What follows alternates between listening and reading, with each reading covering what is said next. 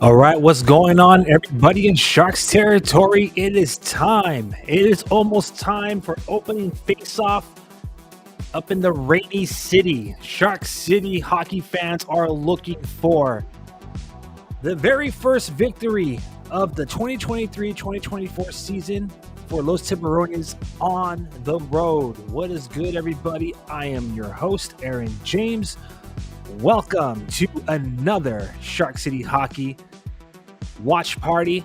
Tonight, as mentioned just a moment ago, the Sharks are taking on divisional rivals, Seattle Kraken. Before I go on any further, let me invite everybody out there in Sharks territory who's enjoying this program on YouTube to leave your comment in the chat section and be a part of the #1 trending live stream in Sharks territory. That's right, baby. We have Sharks fans joining us from all around the world. That is not an exaggeration.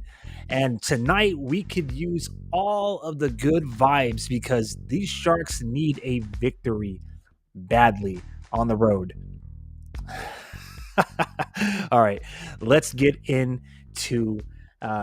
into it because they're about to drop the puck in about 8 minutes here. So San Jose Sharks are taking on the Seattle Kraken. So pardon me, let me just switch it up here. Wham bam, thank you. All right, so let's increase this. Bam, there we go. All right, so players to watch according to NHL.com. Luke Kunin for the San Jose Sharks has 4 points in the last 5 games. That includes 3 goals. A lot of people are complaining about Mikael Granlund, but guess what? 3 assists in the last 5 games. And obviously, Giovanni Smith has 3. He has a plus minus of 3 because he has 3 points in the last 3 games. So he's doing pretty solid. Of course, NHL.com be dropping the puck in not the right direction. Mackenzie Blackwood is not the starter tonight in net. It's going to be Kaapo Kähkönen, who is coming off of a very strong performance against the St. Louis Blues a few nights ago at the Tank. He stopped, 45 shots, I believe it was? It doesn't matter. But while we're talking about the lineups, this right here is via the Daily Faceoff. Today, the San Jose Sharks are going to have quite interesting lineup, to say the least. So Kevin LeBanc is not in the lineup tonight because he has an upper body injury per head coach David Quinn. He suffered a upper body injury in the last game when they're calling it a slew foot. I'm calling it a judo flip. Anyways, but back to the point. If you guys missed the last game that the Sharks were playing just a couple of nights ago, it was pretty gnarly, man. So let me see if I could get the actual guy's name. Hoglander, I believe it was, if that's how you say it correctly. Hoglander. But they called it a slew foot. He was given a 5-minute match penalty. Of course, it didn't matter because the refs were totally helping out the Vancouver Canucks the last time we were in action. But nonetheless, Kevin LeBanc is out with an upper body injury as a result from that play. So the Sharks are going with 11 forwards and 7 defensemen again tonight, and Nikolai Knizov is going to be the 7th defenseman. So on that note, let's talk about the lineups. And again, this lineup projection is per the Daily Faceoff. On that first line, we have William Eklund on the wing, Tomas Hertl center. On the opposite end of the wing is Fabian Zetterlund. So thank goodness that we got that line back together because it's been one of the most productive lines this season. We already got some people in the chat. Here we go. And again, if you want to, put your comments in the chat section on YouTube, by all means, do so. Let's engage and till together. We got San Jose Sharks versus Kraken Battle of the Ocean. That's right, the Battle of the Pacific. So back to the lineup. So Eklund, Hertl, Fabian Zetterlund on that first lineup. Philip Zadina, Mikael Granlund, Anthony Duclair are on the second line. The third line consists of Mike Hoffman, Luke Kunin, and Giovanni Smith. Giovanni Smith being promoted to the third line, baby. That's what's up. Then, again, the 7th defenseman, Nikolai Knizov is playing on the wing on the fourth checking line with Ryan Carpenter, Jacob McDonald. Your defensive pairings for tonight are Mario Ferraro and Ty Emberson, Nikita Ohotiuk and Kyle Burrows. Kalen Addison and John Ruda are on that third line, that third defensive pair. In net tonight is Kaapo Kähkönen, and I just want to see if I could quickly bring up his stats from the last performance. Stellar performance, his best game of the season. His first win of the season was just a few nights ago, almost a week ago, 6 days to date. 45 saves off of 46 shots. So Kaapo Kähkönen is technically on a hot streak for being a goalie. So speaking of hot streaks, let's get into that really quick. So let me reduce this. Boom. All right, so speaking of hot streaks, for the San Jose Sharks, a lot of people were kind of complaining about Granlund, kind of questioning why Quinn has him in the lineup. Well, he has 3 points in his last 3 games, so he's on a hot streak. So is Luke Kunin, 4 points in the last 4 games played. All right. As a matter of fact, the only person who's technically on a cold streak right now is Kevin LeBanc, but he's not in the lineup because, again, he's dealing with that upper body injury. Giovanni Smith, as I mentioned just a moment ago, 3 points his last 3 games. Ryan Carpenter has 2 points in 3 games. And then, of course, Kaapo Kähkönen. In his past 2 games, he's 1-1. He has a 3.01 goals against average, but he has a .929 save percentage in his last games played in net. So Kaapo Kähkönen gets the nod in net tonight. Let's see who we should look out for in Seattle. Jordan Eberle is on a hot streak for Seattle. He has 5 points in his last 3 games. Vince Dunn has 8 points in his last 7 games. So that's someone we definitely want to keep the puck away from. I hope I'm saying this one correctly. Eli Tolvanen, he has 3 points his last 5 games. The good news is both of their goalies are on cold streaks, baby. So Joey Decord, he is 0-1-2 in his last 3 games in net with a 3.98 goals against average and a .872 save percentage. For Philip Grubauer, he's 2-1-0, so a better win-loss record. However, 4.36 goals against average, .831 save percentage in his last 4 games played in net.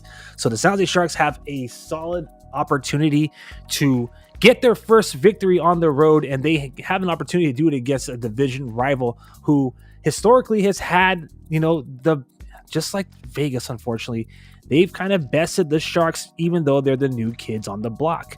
So let's talk about our all-time record against these, the new arrivals on the league, club number 32, Seattle Kraken.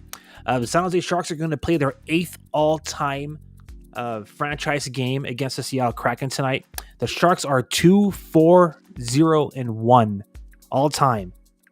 So in the 7 games that we've played, we've only won 2 of them.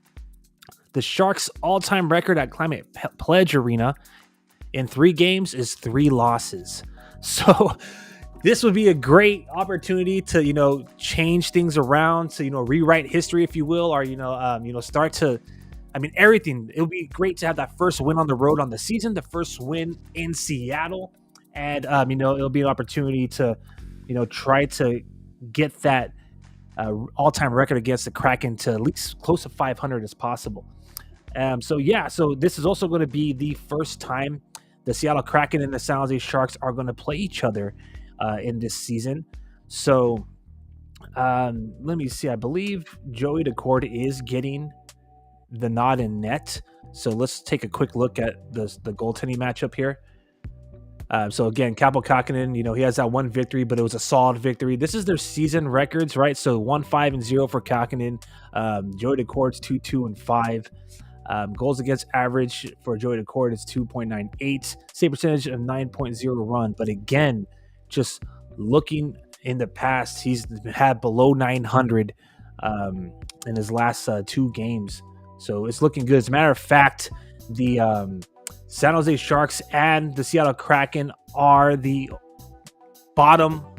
They're at the bottom of the league for goals against average. So, 31, the 31st most goals against is Seattle, and right beneath them is the San Jose Sharks. In the last 10 games, Seattle Kraken are 4-3-3. The San Jose Sharks are 3-7. So I'm telling you, man, it'll be a great opportunity to, get that first dub on the road right here against the Kraken.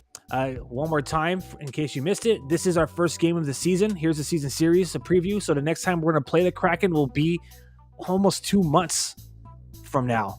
And I'll be at the Tank on January 30th. Again, on April 1st at the Tank. And then 10 days after that, April 11th. And at Climate Pledge Arena, pardon me. So tonight's referees, Garrett Rank, Bayu, I'm not even going to pronounce these, my bad. I'm going to butcher all these names. So we're just going to move on. Yes, we are. Okay. Real quick, just reminding everybody, if you're watching on X, the app formerly known as Twitter, double tap that screen as many times as possible and make it rain hearts. We appreciate it. Let's get all the love we can to Los Tiburones, to our guys. Let's cheer them on. If you are watching on YouTube, or if you are watching, if you're joining us from the Facebook groups, unfortunately, we're not doing it live anymore on Facebook because we had a couple of haters, but it's all good. By all means, please subscribe and like. It really helps the channel grow. So let's switch up the music here and let's get ready for the action as the puck's about to drop momentarily here. While I am switching up the beats, here comes the first question of the day. Who do you got? Once again, we have more than just Sharks fans joining us here. We've had plenty of fans from all around the NHL fan base. So who do you got tonight? Do you have San Jose Sharks or do you have the Seattle Kraken? If you have the San Jose Sharks, type SJ. Leave the comment SJ in the chat section. Or if you are rooting for Seattle, type SEA for Seattle. All right. Let me see, is there anything else I want to preview tonight before we move on to the real-time live reaction? I think that's just about it. All right, that covers it. So the game's about to begin, so let me just kind of move my camera around, so pardon my character if it looks all funky. And just a reminder to everybody, if this is your first watch, if this is the first time you're joining Shark City Hockey for a watch party, this is more of a watch along party. I'm not providing play-by-play. It's more real-time reaction to the game. If you want play-by-play, I recommend you either A, put it on NBC Sports for the Sharks, play-by-play from Randy Hahn, or on the Sharks Audio Network for the freshly inducted Hall of Famer Dan Ruzanowski. All right. We got some comments already. Who do you got? San Jose. Yes. SJ. That's what I'm talking about. All right. So while we're at it, let's ask everybody out there, who do you think is going to score first tonight? All right. Type your predictions in the chat. Who will score first? I've been asking, who do you think is going to score the first Sharks goal in the past? But since we've been having more fans joining us, either from who we're playing, the opponents. So, last game we had some Canucks fans. Prior to that, we had Panthers fans and Vegas fans and so on. You get the gist of it, right? But so now I'm just going to ask everybody in general, who do you think is going to score first tonight? Will it be San Jose? Will it be Seattle? Bonus points if you could actually guess the player that will actually put the puck in the net. All right. So we are ready for some action. Really quick, let me know what y'all think about the whole Winter Classic that's going to go down in Seattle. So the talk around the league is that today the Discover Winter Classics jerseys for the Vegas Golden Knights and the Seattle Kraken have been revealed.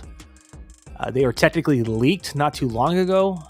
Some people are saying it's strategic. I mean, I think all leaks nowadays are strategic, right? It's a good way to get a general feel from the fan base on, like if they're digging it or not before actually like officially, unveiling them. But I'll be honest with you, all right? So for Seattle, I think that's pretty dope because they actually had a team in the past. They are the first team in the United States to ever win a Stanley Cup back in 1917. So it makes sense for them to have a like classic, like heritage, if you will, jersey. But I'm just going to say this really quick. And, of course, this is going to come from me as a Sharks fan, but I'm not digging the Vegas Golden Knights imagining what it would be like if they had a team in the past. This Winter Classic really irks me. I get it. The Sharks aren't very sexy, I guess is a better, lack of a better term, this season. So I get why the league is going with the team that hoisted the cup and the other new team, the two expansion teams in this last 7 years. I understand that, but it'll draw more interest, more likely probably be a little bit more marketable for a national audience.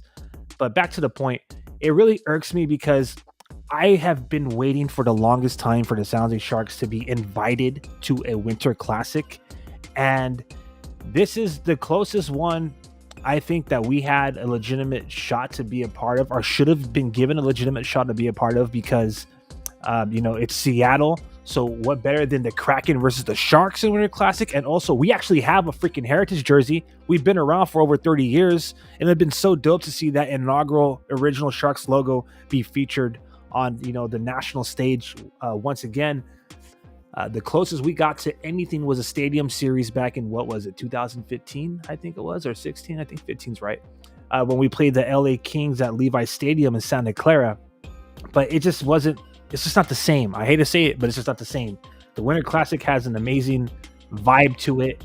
It has that throwback old school hockey feel, and I would love nothing more than to see the old school San Jose Sharks on the ice with the goalies wearing beanies and potentially, painting their goalie masks to look like old school vintage goalie masks. For those who need a reference, think of Jason Voorhees from Friday the 13th. Or if you're a Sharks fan, think of the luchador goalie mask that they gave out for Los Tiburones night. And also, it'd be so nice to see them kind of mock up their goalie pads, those old school leather looking goalie pads. So it's kind of unfortunate that we didn't get the nod for the Winter Classic this season, but I have faith that we'll get our chance eventually. Hopefully next season. We'll see. All right. So if you're just joining us right now, welcome to the party. We're waiting for the Sharks and the Seattle Kraken to commence the opening face-off here. Looks like that's about to go down. A quick reminder to everybody, in case you're new, there's obviously going to be maybe a 20-second delay between the live feed and the live stream. So, just bear with me and, enjoy the real-time reactions. And again, if you're watching on YouTube, leave a comment in the chat section and we will, we'll highlight it and we'll talk Sharks hockey, or just, we'll chill together, as they say, as the game progresses. Really quick, I have to say congratulations to, I think, Michael Granlund. I believe it's his 100th career NHL game. Let me just double check that stat to make sure it's accurate. I'm almost certain it is. Boom, boom, boom, boom, boom, boom.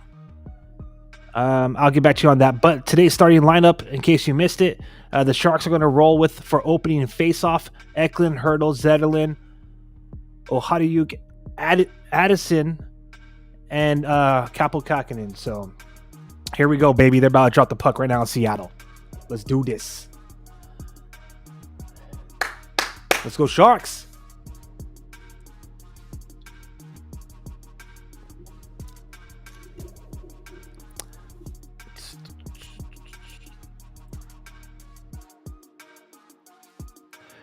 Oh gosh, Jordan Eberle. That guy is, as I mentioned prior, he's on a hot streak.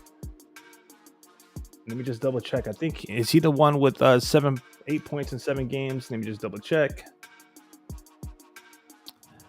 It doesn't matter. Good thing that he didn't score there, but a breakaway opportunity right off of the freaking opening faceoff, and Kaapo Kähkönen standing strong. So I think that's worthy of big Kaapo energy. Kaapo Kähkönen with the big save type, big Kaapo energy. We're going to have to depend on these guys for reals. Now I know what I'm missing. My bad. Let's throw this up here. Boom.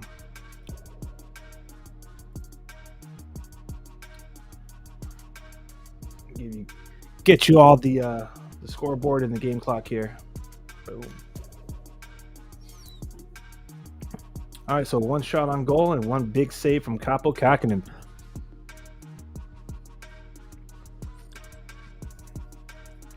So just me, or does the lighting look kind of dull in the Climate Pledge Arena? Like those Seattle, those like navy blue Seattle Kraken jerseys look almost black.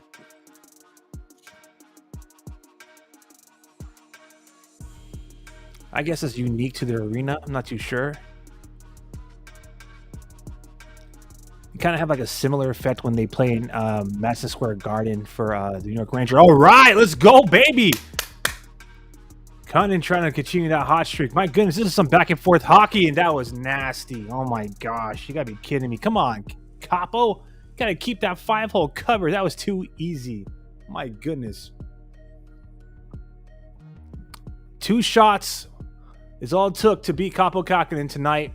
1 minute, 28 seconds in, and the Seattle Kraken already have a goal. My goodness gracious. Oh, man.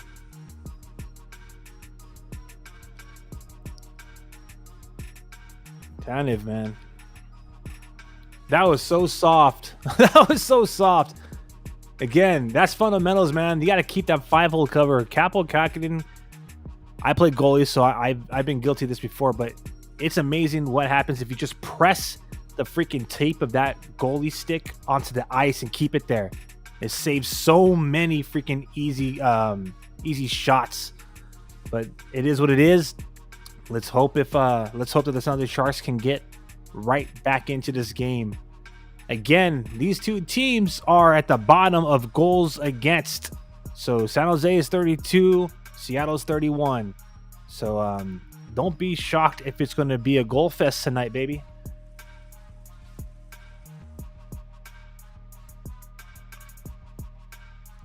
That was all Bootsy.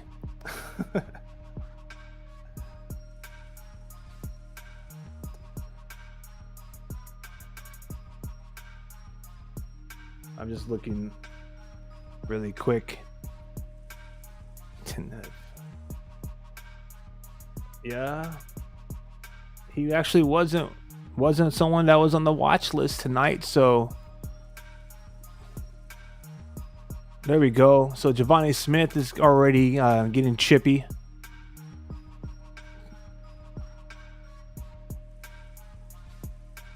Oh man. So Giovanni Smith was kind of tripped up and like pushed into the boards. He took exception to that.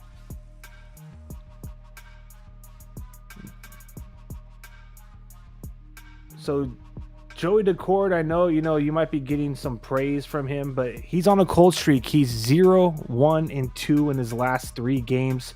He has a 3.98 goals against average, 0.872 save percentage, in case you missed it at the top of the stream. So the Sharks, we could beat this guy. Let's go. There you go. Hurdle's out there hunting pucks.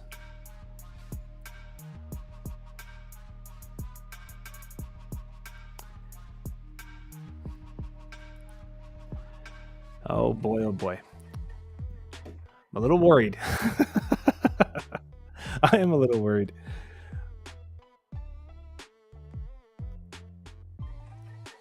So the Sharks have quite a busy schedule for the next 4, during this holiday season, for the next 4 nights. So tonight, oh, hold up.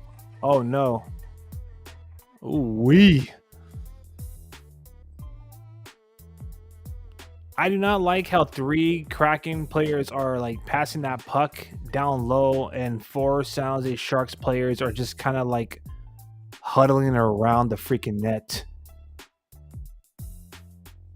Like there's 2 Kraken down low uncovered, Everly and whoever number 10 was. Like the Sharks got to start getting some, they got to start committing to some of these bodies here, man.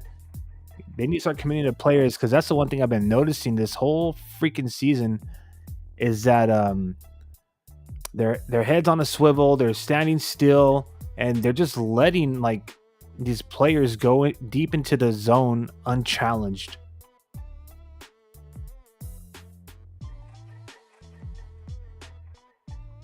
All right, here we go, baby. So we cleared it. We cleared it.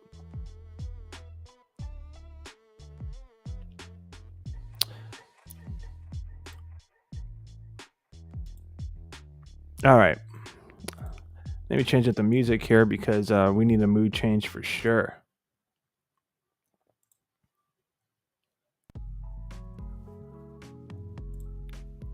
By the way, to everybody who's celebrating, happy Thanksgiving. Tomorrow's Thanksgiving. I want to finish my thoughts now as I got caught up in the action. The Sharks have a very busy holiday schedule for the next 4 nights. So tonight we play the Kraken. Tomorrow is obviously Thanksgiving holiday. So I imagine that they'll jump on a flight after this game and head back to the Bay to spend, the holiday with their families. Then Friday afternoon, like practically Friday morning, right? But Friday afternoon at 12:30, Sound the Sharks are going to be hosting the Montreal Canadiens. And then that's going to be pretty chill because they're going to be celebrating Dan Ruzanowski with the Rally Towel giveaway. They're going to be celebrating his induction into this Hockey Hall of Fame for, receiving the Foster Hewitt Award. Let me just make sure I have everything here correctly. So, yeah. So, Friday against the Kraken, and then Saturday, like back-to-back, Saturday night, they're taking on the Canucks again for the 3rd time this month. So very busy 4 nights for the San Jose Sharks. As a matter of fact, they have back-to-back 2 weeks in a row. So they play Friday and Saturday this week, and then next week they play Thursday and Friday. So the schedule is getting a little bit tighter here as we go into the winter holiday season, right? So we still got 56 minutes of hockey left, all right? So let's get back into this game.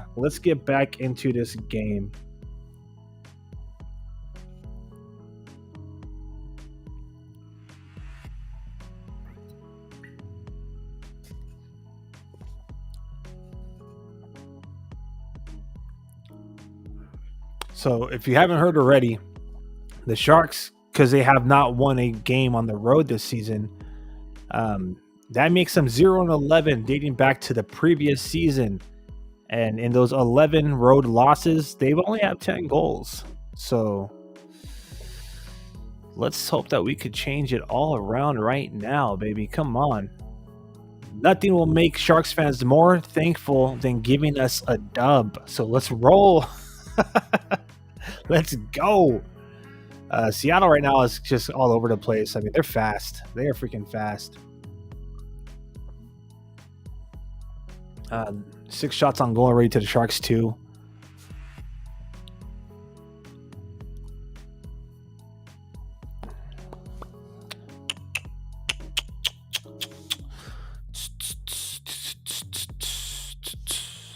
All right. It's kind of an uneventful time for Sharks fans right now. These are not the way we want to start this game. The first 4.5 minutes, it's rather bleak, rather uninspiring hockey from San Jose, but let's turn it around. Let's go.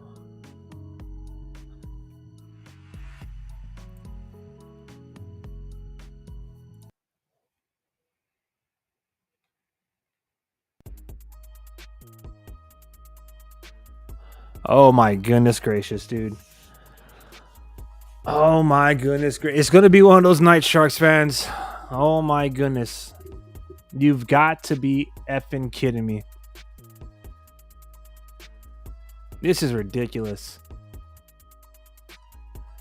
I was being mesmerized. I was a little quiet there with that, like silence, changing up the beats, but the way they're moving this freaking puck is ridiculous. Like, we're just skating by them. There's like 3 Sharks within vicinity of these 2 Kraken players, and no one can stick check. Looks like David Quinn's already taking a timeout, so time for a little powwow.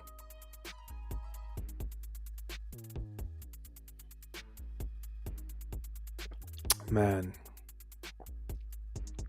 I can only imagine what David Quinn is thinking right now. He is not happy. There's definitely a lot of F-bombs going down there right now. Wow. Oh, man, he's turning red. Let's effing go, he said. Let's effing go. Let's effing go. Seriously, get on them, Quinn. Get on them.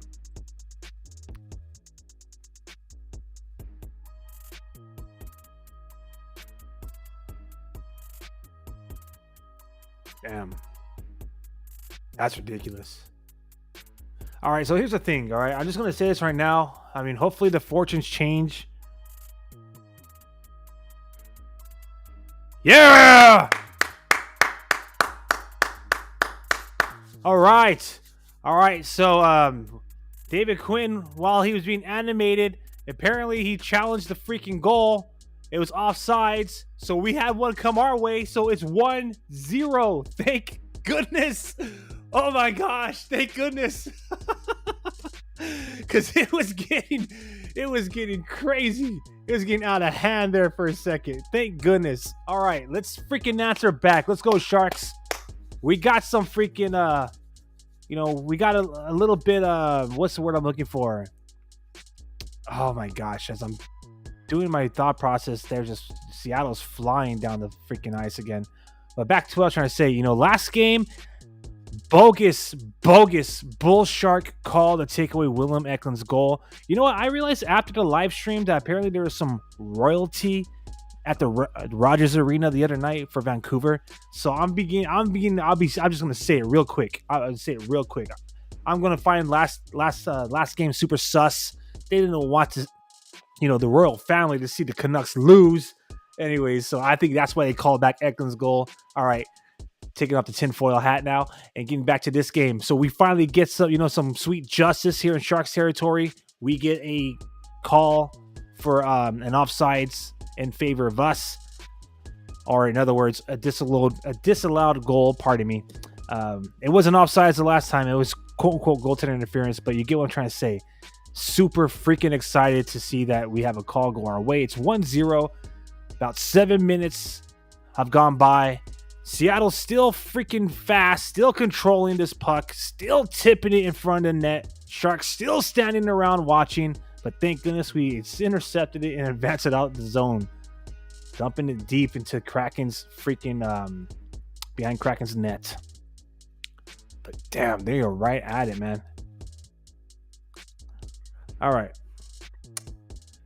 Let's go, Sharks. I don't know how many more times I can say it. There we go. Nice pass. Hoffman, baby. Hoffman, Cunnin, Carpenter are out there right now. So it looks like the lines are already being kind of modified. Rightfully so. Carpenter is pretty hot. Cunnin's pretty hot. They're on hot streaks right now.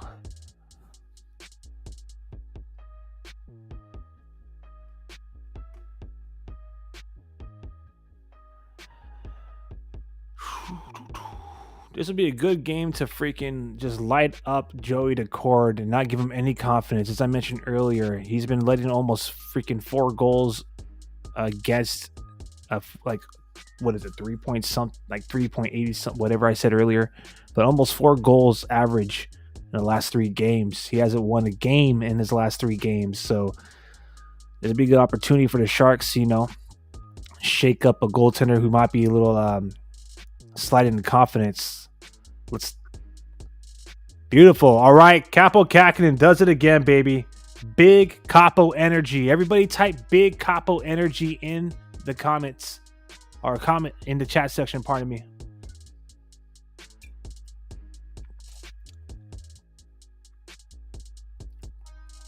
Capo is getting worked pretty freaking early.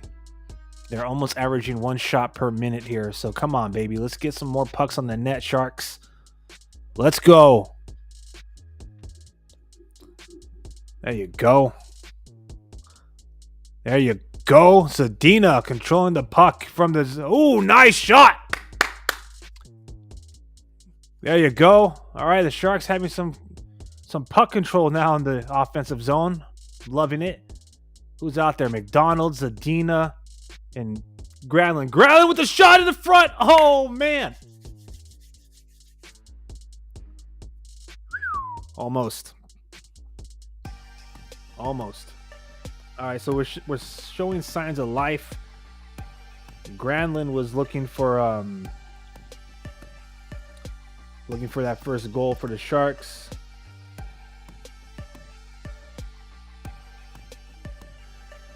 All right.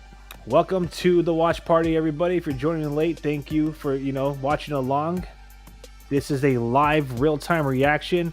Sounds like Sharks looked like they dropped 2 goals like within the first 7 minutes or 5 minutes. David Quinn challenged for offsides and won. So it's only 1-0 right now. Thank goodness. Kraken is coming up big like he did last time against the St. Louis Blues. The Kraken they only have 4 victories in their last 10 games. The Sharks have 3. So they're pretty evenly matched in terms of momentum, in terms of confidence, in my opinion. Right now, the speed is killing the Sharks, and the precision passing from Kraken right now is really keeping the Sharks' head on a swivel. But nonetheless, these two teams, when it comes to goals against, they're both at the bottom of the league. So for me, that's a great opportunity for the Sharks to try to, light up Joey Daccord, who's in net. Joey Daccord has not won a game. I'm going to say it one more time in his last 3 starts. He's almost allowing 4 goals against in each one of those games. Michael Granlund has 3 points in his last 3 games, almost made it 4, and almost tied it up with a nice point-blank shot in front of the crease, right there in the slot. So Sharks are kind of answering back. It's the same recipe for our guys until that being defensively. They're kind of collapsing in front of the net. They're allowing for very easy puck movement. They're not really challenging any of the players or the puck carriers. They're not really committing to anybody. They're not playing a tight point. They're more collapsing. As far as offensively goes, we just haven't really had much opportunities. However, in our 5 shots, they're quality shots. So like the story has been all season long, we don't get a lot of shots on net, but when we do, they're good quality scoring chances. All right, so we're halfway through this period. Again, if you're watching on YouTube, feel free to leave a comment in the chat section. If you're watching on X, double tap that screen as many times as possible and show some love to the stream, and to give some love to our boys, the San Jose Sharks. And of course, if you're watching regardless if you're on YouTube or X, please give this stream a like. That will be awesome. Or that'd be jawsome is a better way, right? All right, I'm gonna switch up the music, so pardon me.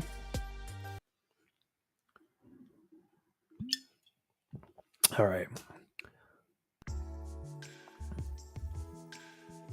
So I'm a little happy that goal got called back, because I was about to go off the rails with one of my rants.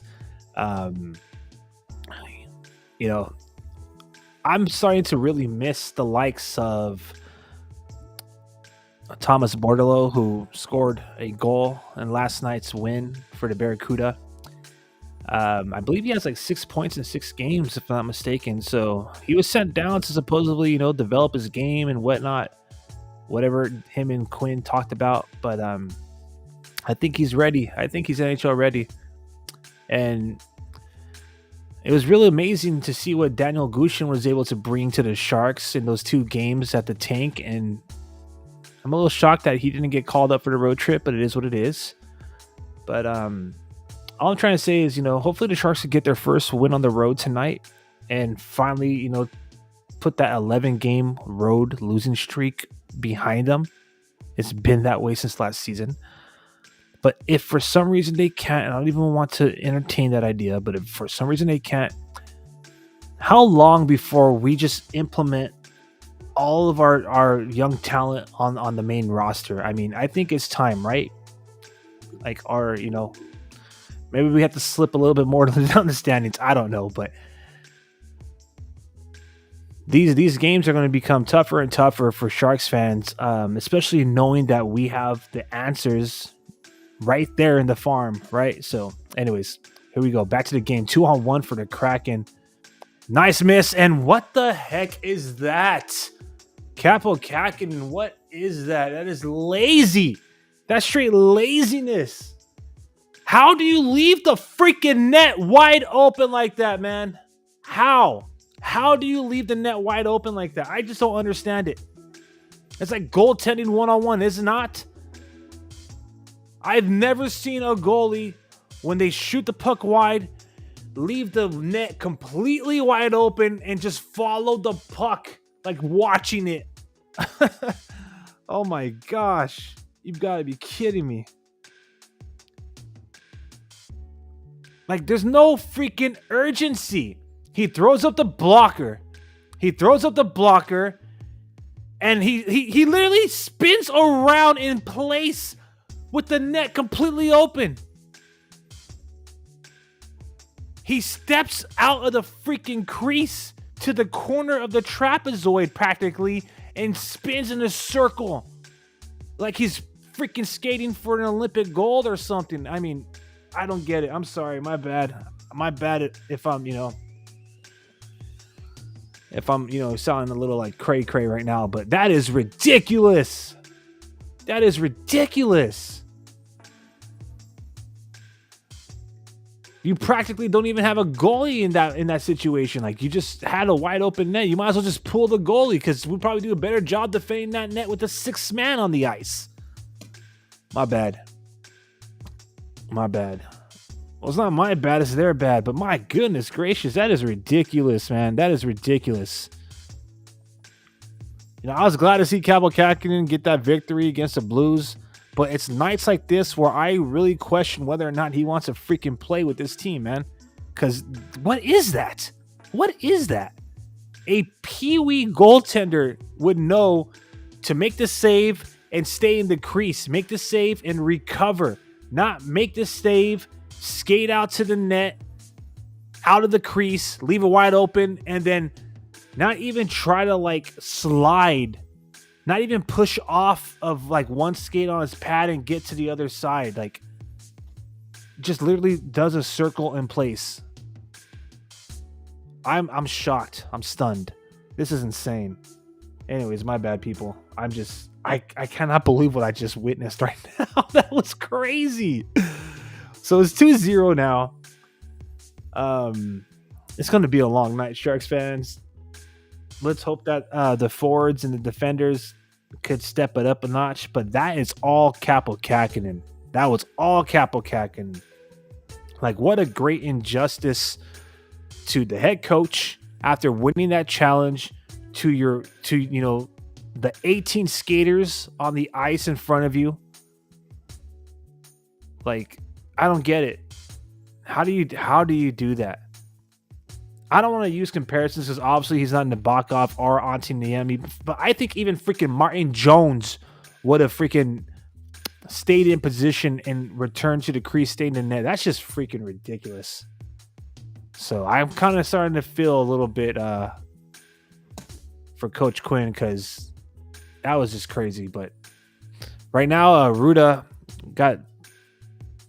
looked like he got his face. Oh man, that's just some bad physics. So he was driven into the boards, not the boards, but the glass, and the energy of that hit, it absorbs into the plexiglass, and then it redistributes it right back to you. I remember there's this old sports science show where they're talking about like what's the most, like, the hardest hit in sports. They measured the physics of like tackling in football, sumo wrestlers crashing into each other's, and I believe the toughest, most powerful hit in sports was a hockey check off the glass, because that plexiglass redistributes all that power right back to you. And as I'm telling you this, the freaking Kraken score another goal. Oh my gosh. This is ridiculous. I think it's time to send Capo Kraken down for reconditioning, man. My bad, I'm getting a little emotional here. All crazy.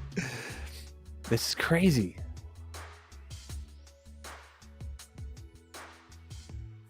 Okay, so I don't understand how Duclair should have cleared that. He chips it. Ferraro should have freaking cleared it. He practically turns it over. So this is just a poor showing. It really is. But according to the broadcasters, Capo Kraken may have started that whole fluke defensive play by poking the puck, and I'm not even going to try to decipher it. That was just garbage, man. Wow. All right. I don't think I'm going to talk too much about this game because this is going to be this is not going to be how I want to start our holiday. That's for sure. Thank you to everybody who's watching live right now. I am Aaron James, host of Shark City Unfiltered, creative at Shark City Hockey. You are watching the #1 trending live stream in Sharks territory. This is a watch along party. Sounds like Sharks are dropping right now, 3-0. Looks like they're about to go on the penalty kill. So while I'm on that, I don't even know if it matters. Hopefully it does, but let's give them some energy. Type PK in the comment section, our chat section. Pardon me. Type our comment PK. Type PK. Sharks committed penalty, so they're going to need our help. I'm going to send them all the freaking energy we can to try to kill off this 2-minute tripping penalty by Filip Zadina. As you can see right here in the scoreboard, it is 3-0. Let me zoom in for y'all here.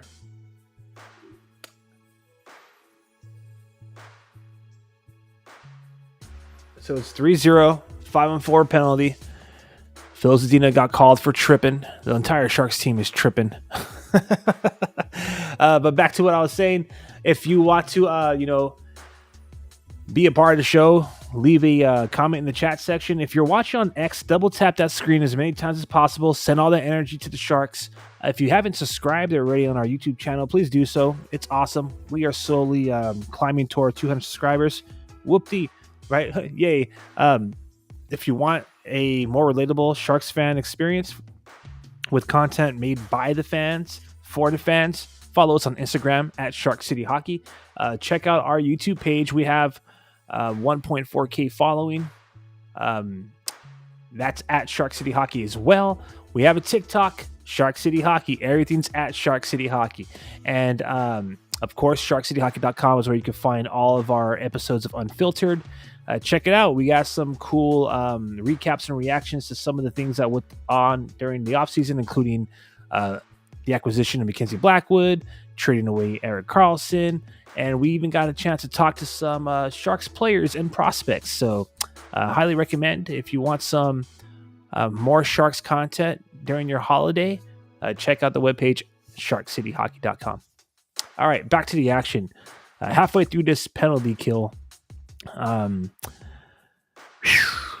I think the Sharks need to get to the locker room fast, but not before at least trying to get one goal. I would love to see them score 2 goals before this first period comes to an end, but first things first, 45 more seconds left on this penalty.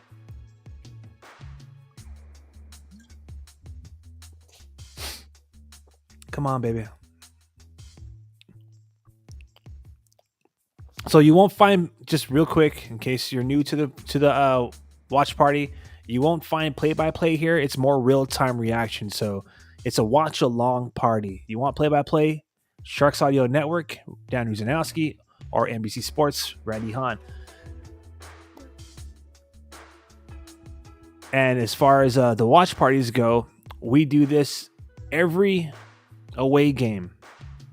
When the Sharks are playing at the Tank, I'll be in attendance. So afterwards, we have our reactions and recaps of the games on Shark City Unfiltered. Come on, baby. Let's go. So, in case you're not aware, the San Jose Sharks have never won a game in Climate Pledge Arena. We only have 2 victories in the 7 games. This is the 8th game all time. Come on, baby. There it is. My bad. Couldn't freaking pull the trigger on that one. Almost had a shot. We've played 7 games all time. It's the 8th game all time against the Kraken. But in the 7 games, we only have 2 victories. And in the 3 games we played at Climate Pledge Arena, we are 0-3. We haven't won a game all season on the road. We haven't won a game in the last 11 road trips dating back to last season. So there's a lot of it's quite the mountain to climb for the San Jose Sharks. But I'm gonna keep having faith and still believing in my boys until.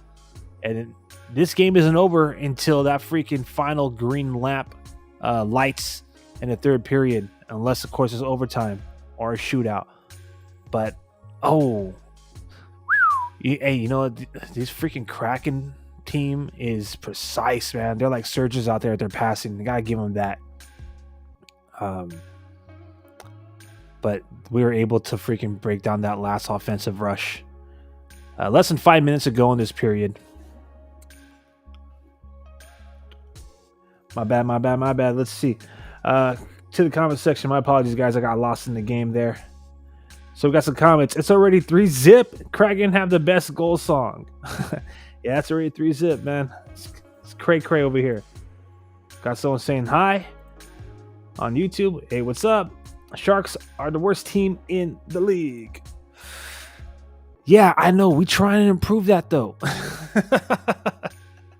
Since we're talking about worst in the league, these 2 teams, as I mentioned already, let's just say it one more time to hammer it home. Oh gosh, Zadina had an opportunity for a one-time blast, but the puck just took a nice bounce for Seattle. Anyways, both of these teams are at the bottom for goals against, so I'm not giving up on these guys just yet. Joey Decord is on a cold streak. He hasn't won a game in his last 3 starts. He has a below 900 save percentage, above 3 goals against average in those 3 games. So, there's plenty of hockey left. I think all we got to do is, rattle that cage for the Kraken a little bit, and then maybe we'll, be able to gnaw and chomp our way back into this game. But it starts with 1. So let's roll. Let's go. Dare I quote the old Seattle quarterback? Let's ride. Come on, baby. We need a goal. I want to change up the music for these last few minutes. Thank you to everybody who's joining and chatting along. Let's see. We got one more comment. We need to activate a Cocaine Sharks versus Kraken. Oh gosh, Cocaine Sharks and Kraken. That's hilarious. I haven't seen that one. I seen Cocaine Bear. That movie was pretty hilarious, to say the least. I didn't know what to expect. I went with an open mind. I was, typical guy fashion, like something about it seems like it's going to be like one of those movies that's like so bad it's good. And I wasn't disappointed, but I haven't seen Cocaine Sharks or whatever. All right. 2 minutes, 7 seconds remain. Sharks are going to a commercial break. So while they're at a break, I'm going to switch up the music.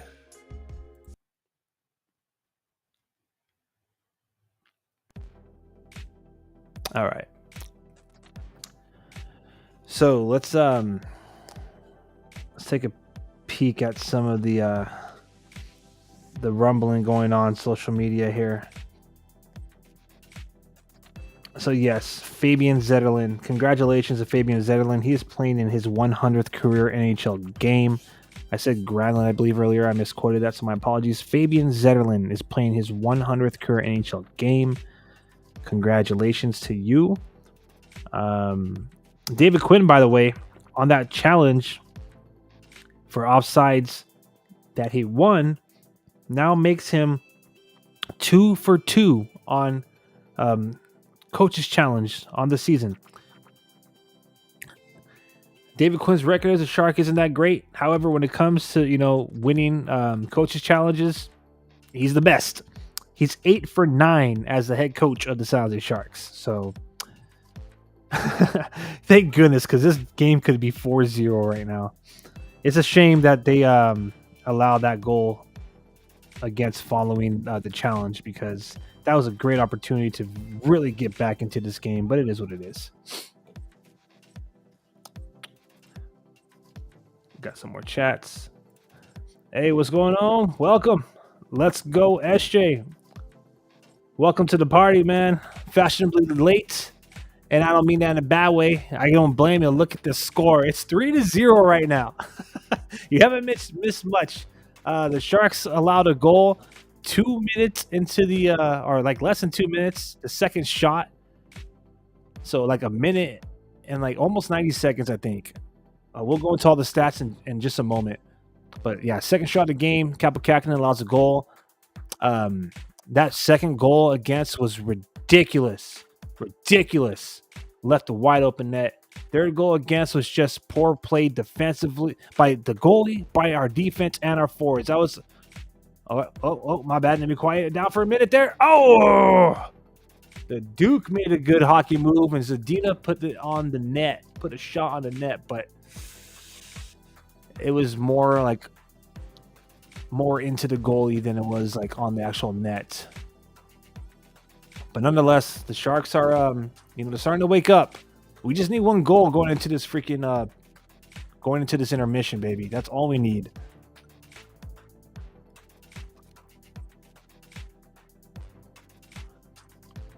But yeah, it seems like it might be one of those nights, unless of course we could get one behind Joey Decord, who's in net for Seattle tonight.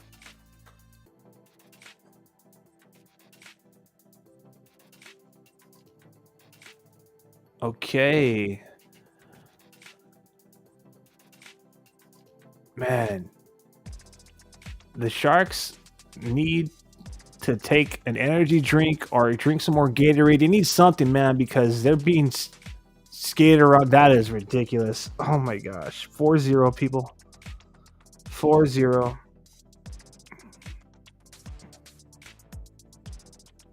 That did not go. Okay. It's being called as bouncing off a Sharks player and then past Capo, but that's not what I seen. I gotta double check that. Let me see the replay here, because that looked like they just threw it on the net and Capo was out of position again. So let me see. Yeah, that didn't go off anyone, did it? Let me see. Did it go off of Ferraro? All right. I just want to say this really quick about Mauro Ferraro. Yeah, that's what I thought. That didn't go off of Ferraro. Okay, yeah. Cabo Kakinen was just out of position again, and they snuck it under him off the angle. Man. I'm just going to say this right now. Mackenzie Blackwood better be in the net at the start of the second freaking period, man. Mackenzie Blackwood better be in the freaking net. Thank goodness. All right, lucky break. San Jose Sharks are getting awarded a power play, everybody. So you know what that means. Type chomp chomp, because the Sharks are on the power play. They need anything that they could freaking get. Any kind of momentum, any kind of help, we will take it. But the San Jose Sharks are being awarded a power play. High sticking, I think is the call.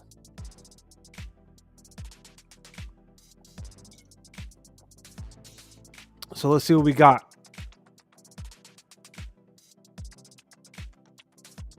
Either way, get a goal to end this period on this power play, please.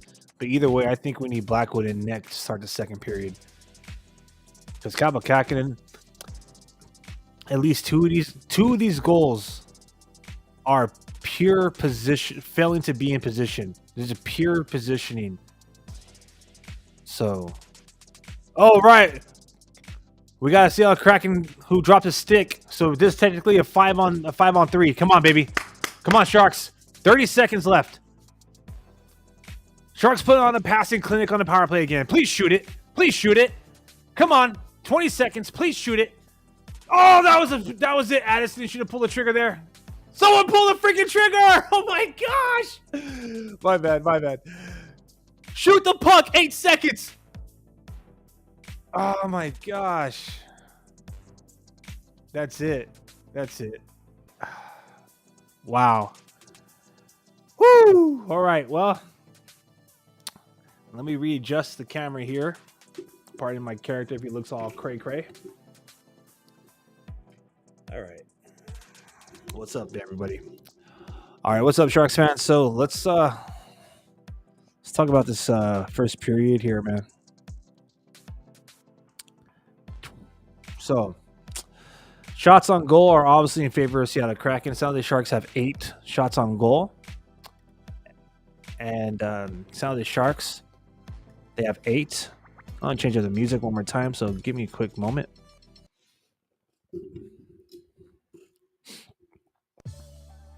There we go. Try to get a more lively, liven it up here. All right, so it's been all Seattle in that first period. All Seattle. The guy who's infamous for his pitchers. Oh gosh, I can't even. Just give me 1 second to give me 1 second to really soak this in. The Sharks are down right now in this first period of a score of 4-0. So the first goal was Brandon Tanev, second goal of the season. All right, so they're calling it a poke check because that's literally how freaking easy it was.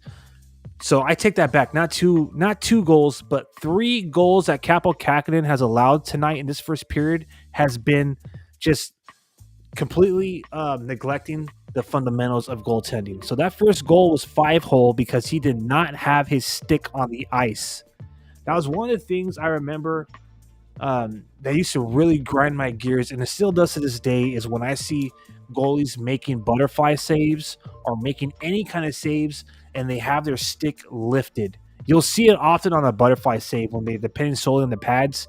You'll be surprised how many pucks can be stopped by simply having the tape on the ice. All right, the blade of that goalie stick. That goalie stick is huge for a reason. All right, it's there to help make saves. And if you keep that tape on the ice in between the 5 holes, you'll be surprised how many freaking pucks you can stop. Kaapo Kähkönen didn't do that on this first goal against. So Brandon Tanev literally just had to tap it in. That's why it's being called a poke check. My bad. I'm a little peeved off the goaltending tonight. This second goal technically could have been third because they actually scored 2 goals, but we had a coach's challenge by David Quinn, who's now 2 for 2 on the season, 8 for 9 all time as the San Jose Sharks. Kraken were offside, so it was a disallowed goal, which is sweet justice for us because Sharks fans got to see Swaggy Eklund get his goal erased a couple nights ago in Vancouver. So didn't take too much longer. So let's see. So 1 minute and 28 seconds, about give or take some change, 9 minutes later, the Seattle Kraken get one past us again. Oliver Bjorkstrand, I believe that's how you say his name, Bjorkstrand, pardon me. And he gets his 7th goal of the season. It was a wrist shot. That one right there was more ridiculous than what I just mentioned because literally Kaapo Kähkönen makes out. He didn't even really make the initial save. He attempted to make a blocker save, but the first shot attempt actually went off of the right side of the outside of the net. All right. But for some reason, Kaapo Kähkönen, he makes that blocker save attempt by the right post, his right, okay, his right. And he slides literally, if you had to put a position on the ice, almost by the corner Now he's not behind the goal line. He's in front of the goal line, but almost at the corner of the trapezoid. So if I'm to give you a better picture, he slides out of the crease above the goal line, almost by the corner of the trapezoid, meaning he left a wide open freaking net. Wide open net. Practically pulled the goalie on that goal against. All right. And now Seattle Kraken's up 2-0. All right. That third goal against, that right there was just really a unfortunate sequence of events. So it all started with Mario. Well, I didn't see it, but they're saying that Capo Kakinen actually poke checked it, and then it touches Anthony Duclair's stick, and then it touches Mario Ferraro's stick, yet somehow finds its way on Adam Larsson's, and he gets his first goal of the season with a snapshot, like less than 15 feet in front of the net, right there in the slot practically. So 3-0 Kraken. All right. Fourth goal against was, again, just fundamentals, man. Now, Capo Kakinen probably, it didn't help that, he was practically getting screened by Mario Ferraro, because for some reason Mario Ferraro thought it would be smart to not clear the net, but just stand up and kind of hug the forward from Seattle while completely screening Capo Kakinen.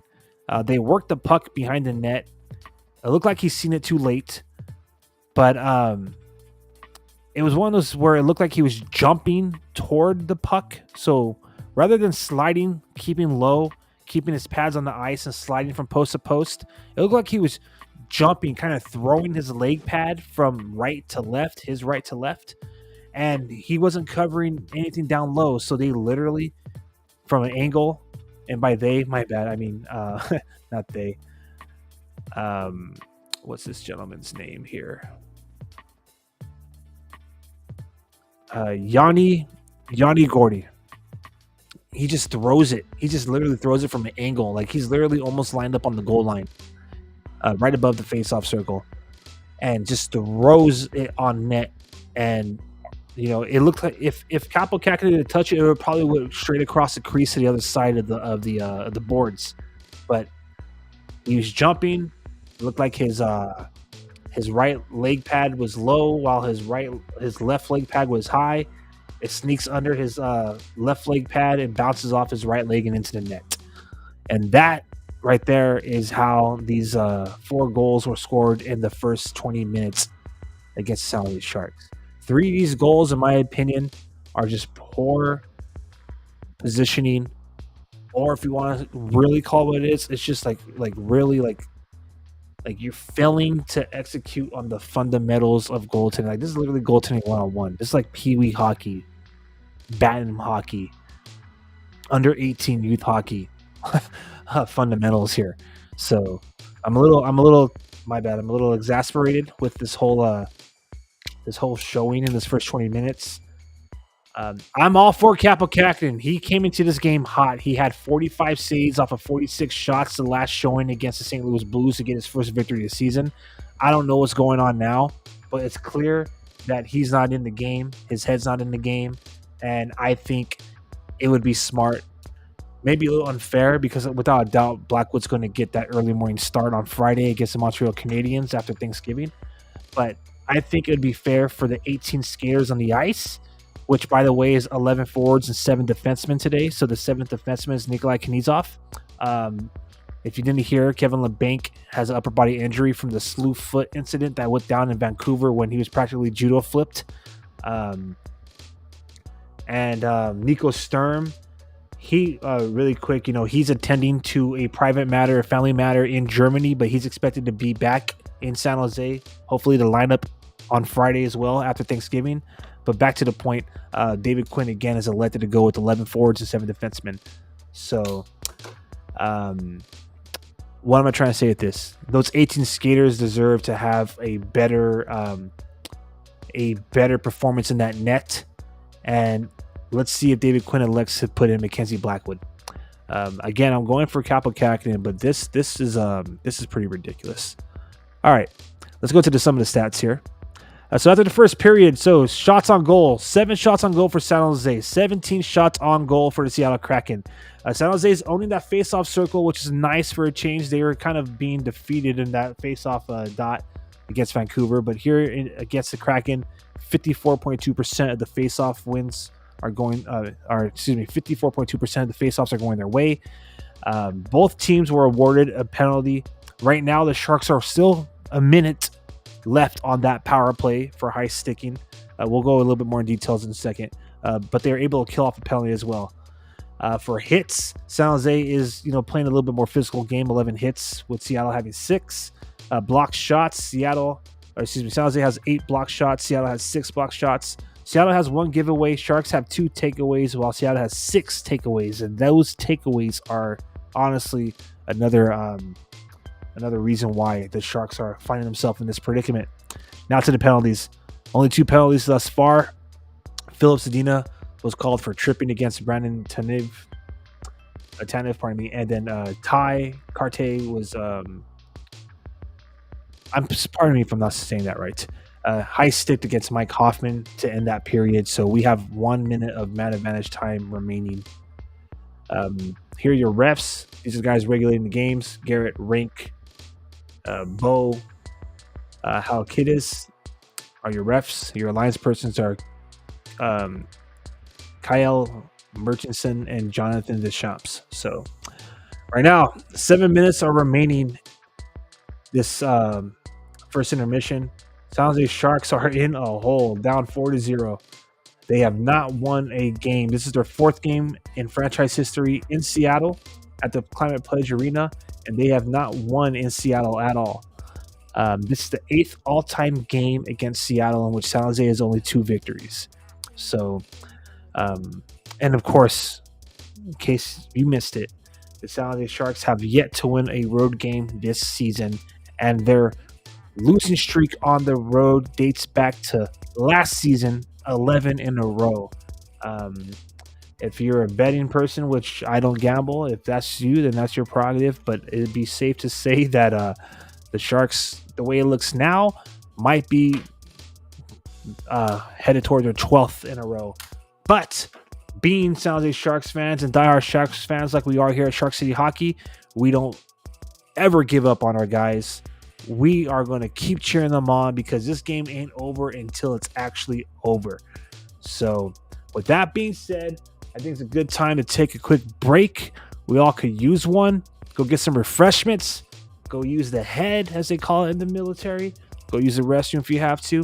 And then meet us right back here in about 5 minutes when they're going to drop the puck for the second period. I am Aaron James, and this is the live real-time reaction watch party to the San Jose Sharks taking on the Seattle Kraken. We'll be right back.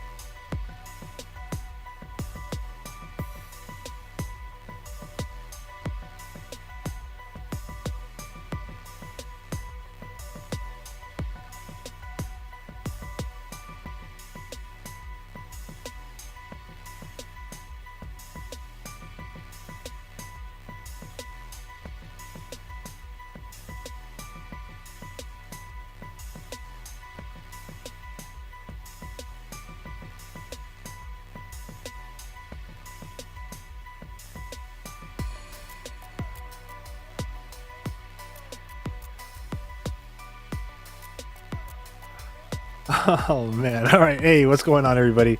They're about to drop the puck in about 2 minutes or so. So let's get back at it. Thank you once again. My name is what? My name is who? My name is Aaron James. Welcome to the number one trending live stream in Sharks territory. That is the Sharks City Hockey Watch Party. Again, it's a watch along party. No play-by-play here. You can get that from Rennie Hahn and the Hall of Famer Dan Ruzanowski. This is more of real-time reaction to the action. So I'm starting to think that the San Jose Sharks are checked out already. They're already in holiday mode. They're already thinking about that Thanksgiving dinner. They're thinking about that pumpkin pie, that yams, turkey, right? I can see it, man. Like I bet you right now in the locker room and they just be like, I got beans, greens, potatoes, tomatoes, lamb, rams, hogs, malls, beans, greens, potatoes, tomatoes, chicken, turkeys, rabbit, you name it. My bad, I had to. I love that song. That song's fire. If you don't know what I'm talking about, look it up. It's a Thanksgiving song, super famous. So let's get right back at it. Sounds like Sharks are trailing 4-0. It's about to be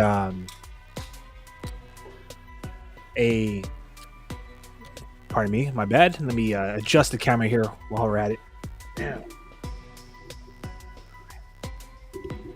Adjusting the camera, adjusting the mic.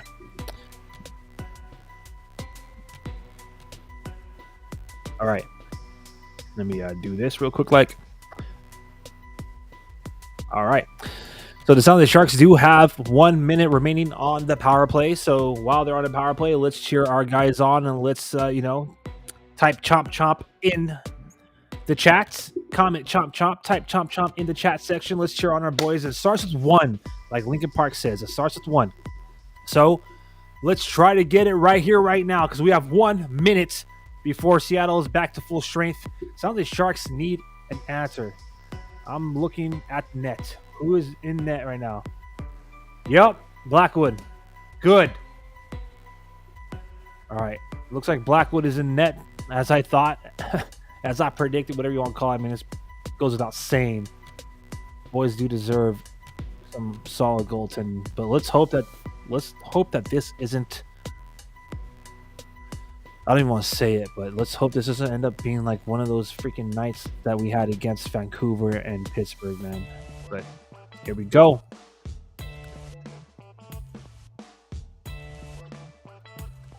$20 seconds remaining on this period. Excuse me. Power play.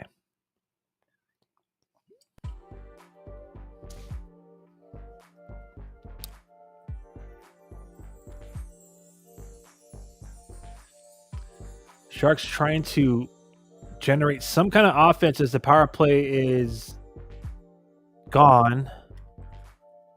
And they literally just like turn the puck over and then retreat for a line change.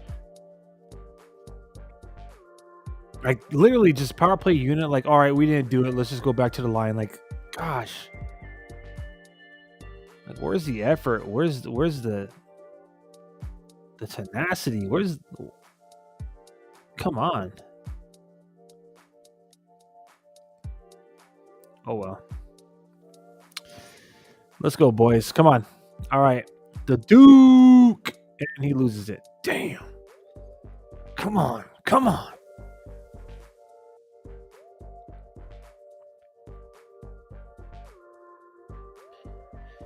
You know, I know that we have a lot of vets and their contracts are soaking up a lot of the cap space. So obviously you want that to be on the ice. You don't want that to be a healthy scratch. Like Vlasic, who is a healthy scratch again. Surprising. And you definitely don't want them just like, oh my gosh, Philip Zadina's getting called for hooking. It looks like it's ridiculous, but you definitely don't want these guys who have big contracts to not be playing, not be getting any ice time because it's just essentially dead cap space, right? Like, but I mean, At what point do you start to infuse the younger talent? Like, at what point do you call up Bordalo? Do you call up Gushin? Do you call up, you know, I mean, at this, like, why not Etu? I mean, I'm not even going to try to begin to understand what's going on in San Jose's front office, but at some point, like, you got to give us something, man. Like, for the last few seasons, not even with David Quinn, but like with Bob Bugner as well. Like, it's like we get these glimpses of these young talent, and then for some reason or another, they become healthy scratches or they get sent back down to minors. It's like, come on.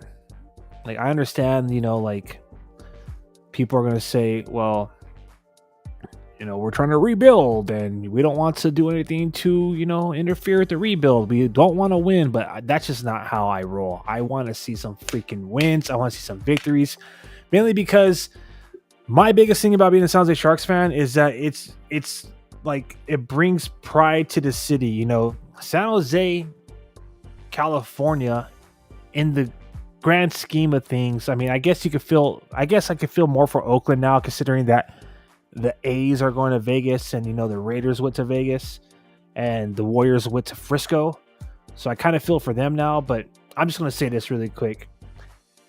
The Warriors, okay, that's kind of a shocker. In many ways it is, in other ways it isn't. Because it's not like, the Warriors played there before. Anyways, but for like the Raiders, and then, gosh, I thought so. So I'm just going to go off this little tangent here. I'm going to go on this little rant because they just scored on the power play, so it's 5-0.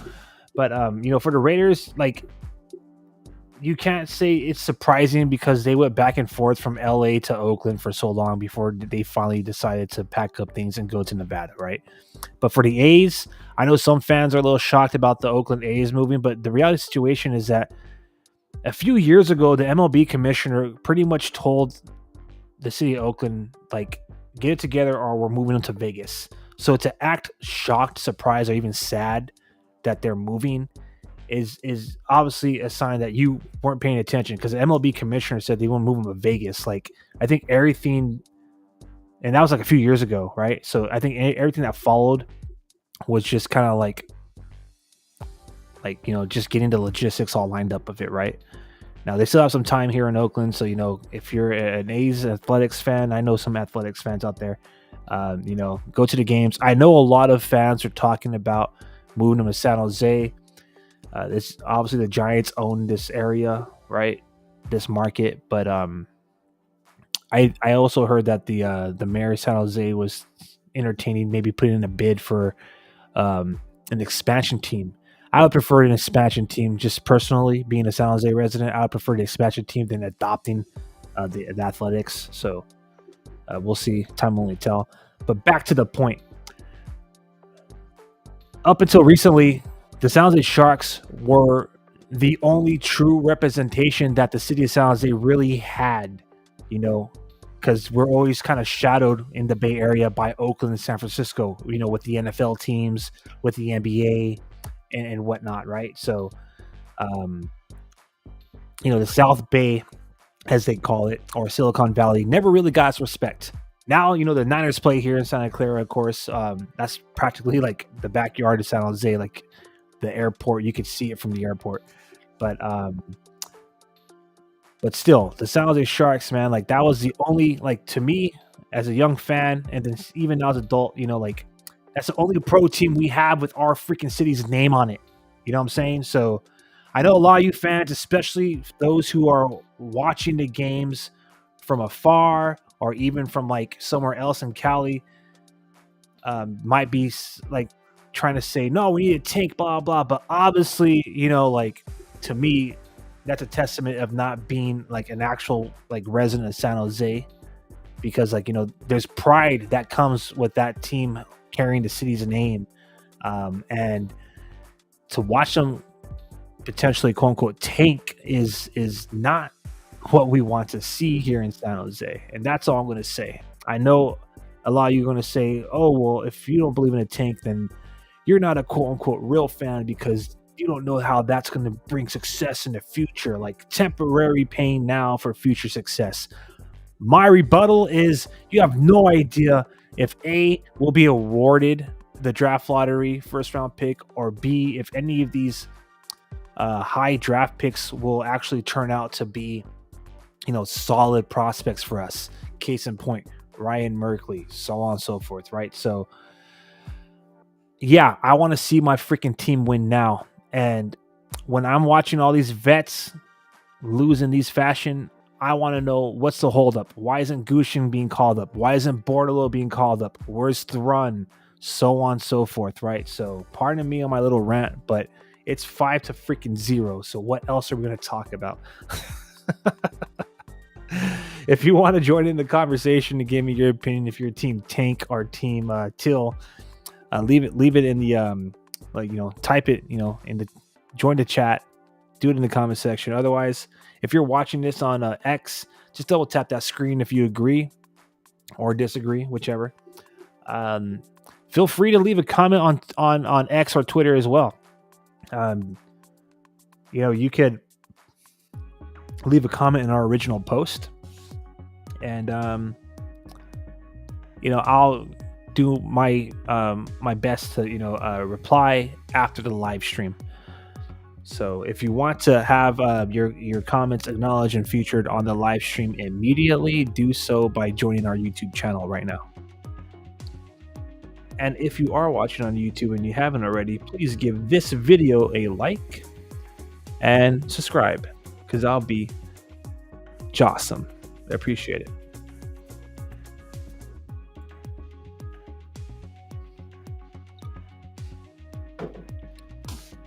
Man, I honestly thought that this was going to be a evenly matched game.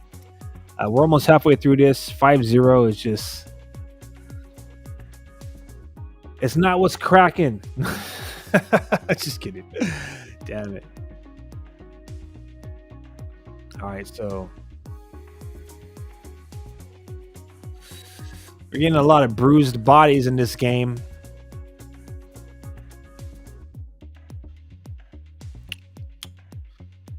This is a tough game. I'm not gonna lie. This one's tough. This is one of the more tougher losses. I said it earlier. I hope I didn't jinx it, but the way the guys are playing right now, this could very well be another game where they could get close to double digits surrendered on the goals against. Let's hope that's not the case, but we're halfway there. And from what I'm seeing, the Sharks have yet to have a shot on goal this period. So let's see who's anyone out there, do the math. Let me know, when was the last shot on goal for San Jose? How long have they been held off the shot clock? Because this is crazy.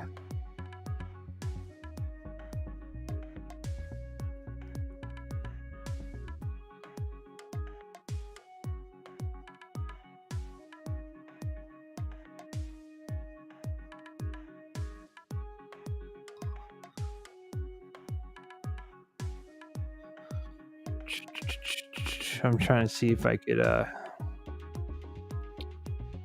get some more juicy details to talk about this really flat game here.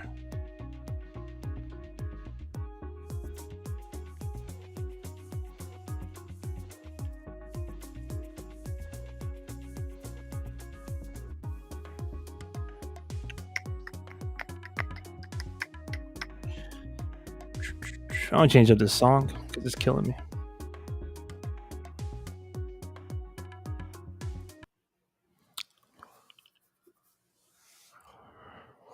Woo-wee!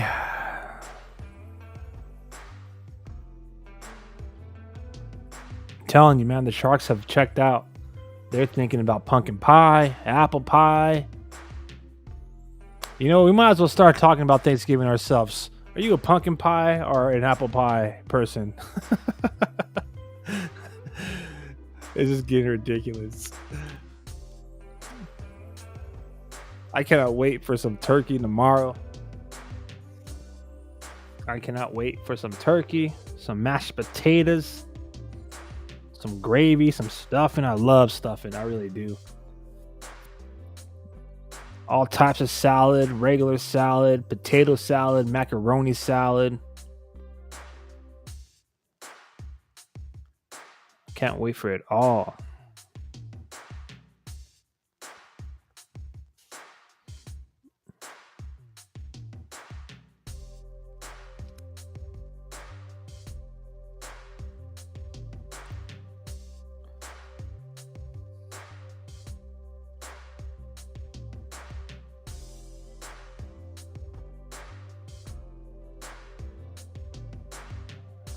Come on.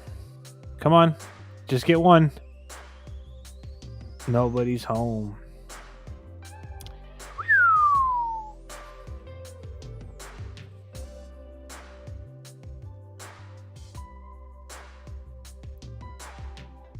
I'm beginning to start to think that till together is a play on words for hill together because, or fill together, because this is, I mean, it's definitely not chill together.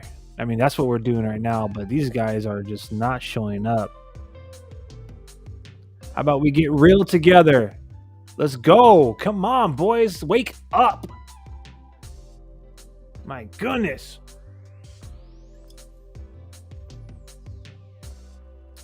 I mean, we're getting some improvements, but we still have no shots on goal. So, you know, you could talk about our little moral victories and all the little things that we're doing. Like, oh, yeah, they look better here and they look better there. But we haven't got a freaking shot on goal for 10 minutes. My bad. It's going to be one of those nice people. My apologies. I try to keep it light and fun, but this is ridiculous.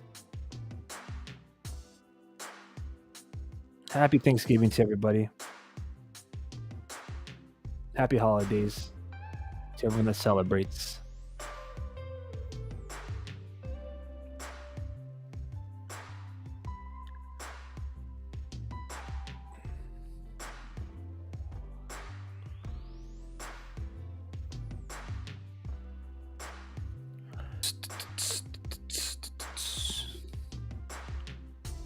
There you go. There you go, Addison. A little bit of attitude from Addison. I like it. Laying a check. Putting some bodies on the floor.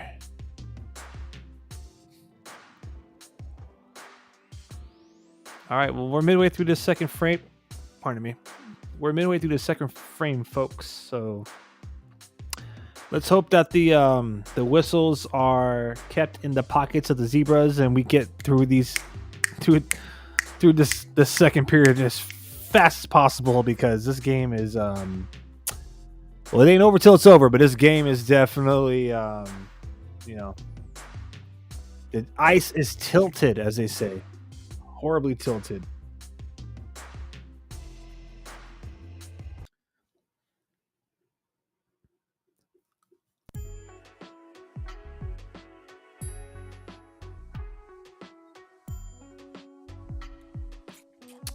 All right. So, just for fun, who do you think's going to score the first goal for San Jose? Are we going to score at all? Everyone starts saying, shut out. Shut out. Joey Decord has been horrible in his last 3 games, but of course, you know, he's going to play the Sharks, and oh my gosh, he better not post a shutout. So, 0, 1, and 2, 3.98, practically 4 goals against average in his last 3 games, Joey Decord, the Seattle Kraken. All right. And tonight he's perfect. But I mean, what is that? I mean, 7 shots on goal. Of course he's posting a shutout. My bad. Kind of feel for Blackwood. You know, he was thrown in there to try to, like, you know, provide some stability. And of course, Sharks get penalized. I was a little stuck in disbelief there. So let's check out that penalty. Yeah, I now remember. Philip Zadina was hooking Matty Beniers. So, you know, power play goal surrendered. So it's 5-0. It looks like David Quinn is trying something, anything, changing up the lineup. He has Cunnin, Carpenter, and McDonald on the line. So we'll see what's going on. with the rest of the squad, the lineups. We'll see if that could generate anything, any kind of offense. Still looking for the first shot in this second period.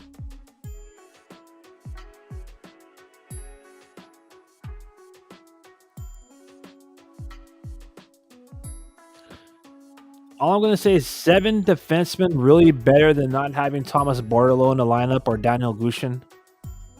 Like that's an honest question. Like, let me know what y'all think, Sharks fans. Let me know what you think, because this is unacceptable. That's all I'm going to say. This is unacceptable.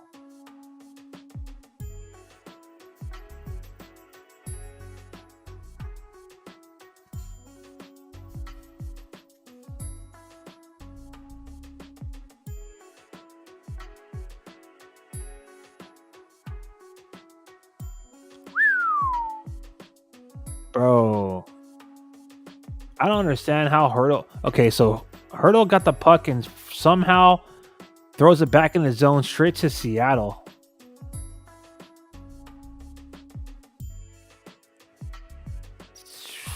Seattle Kraken is pressing for that 6th goal right now, and the Sharks are not doing anything to really contend it, making it kind of easy. There you go. Fabian Zetterlund putting Manny Beniers on the ice.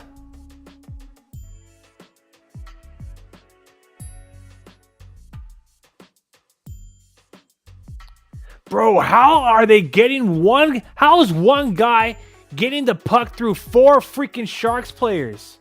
This is ridiculous. My bad. I know. Okay, so right now these guys out there, the Sharks, Zetterlund, Duclair, Ferraro, and who else? They've been out there for almost 2 minutes. So I get it. They're gassed. Hurdle as well. I get it. They're gassed, but come on, boys. Is that okay? Thank God. That's on icing. All right.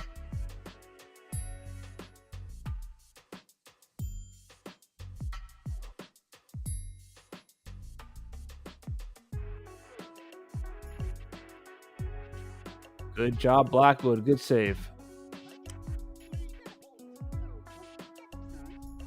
So Ferraro and Emerson have been on the ice for over 2 minutes. I don't know why. I mean, literally just freaking clear the puck and jolt for the freaking bench. There you go. Off the boards. Off the boards. Give the defense a chance to change. There we go.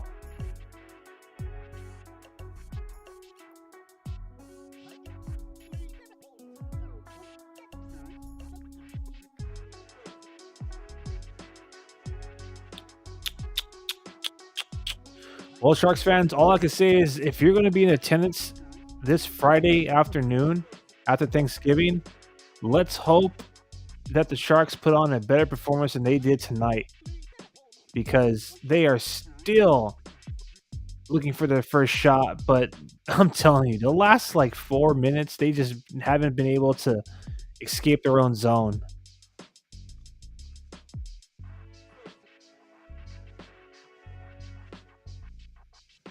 There we go. There we go. Caught him sleeping. But nothing.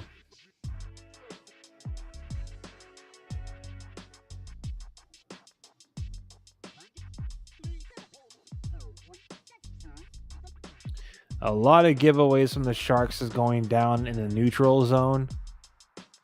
Even if they're trying to dump and chase all the time, they're not winning the battle to the dump and chase. And sometimes they don't even dump it deep into the zone. It's practically a turnover.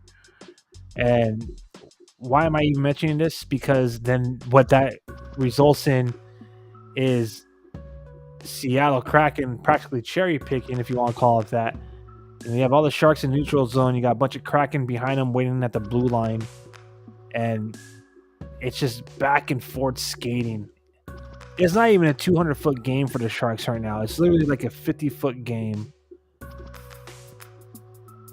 Because, we'll say 100 feet, I guess. But I was going to say 50 feet because they're barely escaping their own zone. This is insane. Welcome to the party, folks. My bad. It probably sounds like I've been crying for a while, but I'm as frustrated as most of you are out there. Some of the Sharks have yet to generate a shot on goal. They're down 5-0. Uh, three of these goals against have been all Capo Kakinen's poor fundamentals in goaltending. I ain't trying to be, I'm not trying to point fingers, but it is what it is. You know what I'm saying? Um, and then on top of that, like the Kraken are just, they're on it, man. They're precision passing, their breakouts, their speed, like it's just way too much for the Sharks to handle. It's way too much for the Sharks to handle. Also, the Sharks are often just collapsing and they're getting caught watching the puck movement. They're not really committing bodies. They're not really playing too tight. I think it's a fear to get beat, but when they're collapsing the way they are, or even doing like a puck side attack, like committing two guys to the puck carrier, they're just leaving so much room for the Kraken to work with in the zone, and they're allowing so much space for them to control that puck. Like they literally have, they have as much time as they would need to set up the offensive pressure. So, yeah, 3 games in Climate Pledge Arena, 3 losses. This is game number 4 all time, and it looks like we're gonna have the same results. I hate to say it. I'm not gonna give up on my boys until this game's over. But we're gonna ask for like a 5-minute major miracle, like we did in a playoff game situation, and I don't think that's gonna happen because there's 4 minutes remaining in the second frame. We have yet to get a shot on goal, so here it is right there. I mean, the good news is that, they're not lighting it up like they were in that first period, right? So Seattle has 5 shots on goal, looks like, this period. But you can see almost 20 whole minutes. I don't even know when the last shot on net was. Can someone let me know when that was? I'll look it up during the intermission. But I don't know how long it's literally been since the Sharks have generated a shot on goal. So you can't get back into the game if you can't score, and you can't score if you can't get the puck on the net. So this is a tough game tonight, Sharks fans, but I'm here with you for it. So, yeah, this is insane.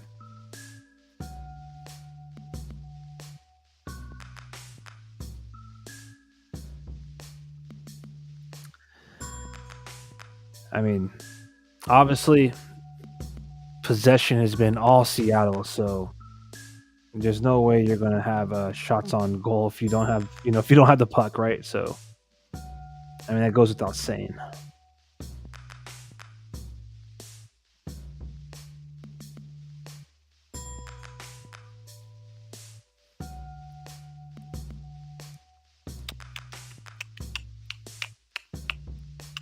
I'm telling you, we get a shot on goal this period, I'm gonna celebrate. Oh my gosh.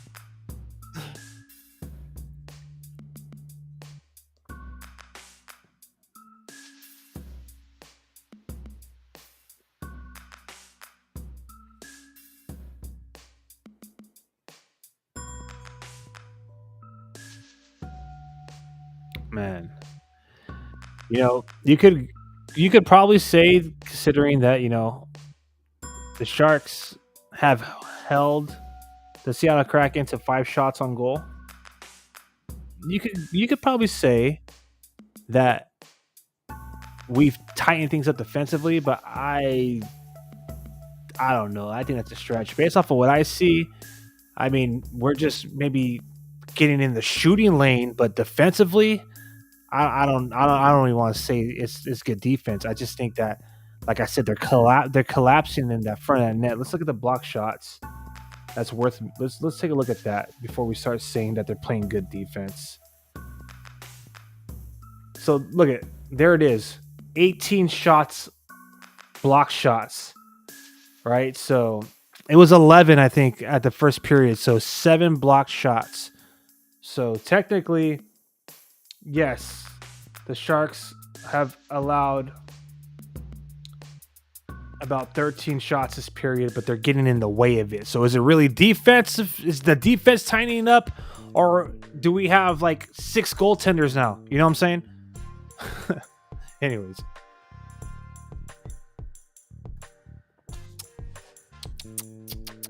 Just calling it how it is today. Just keeping it till, baby.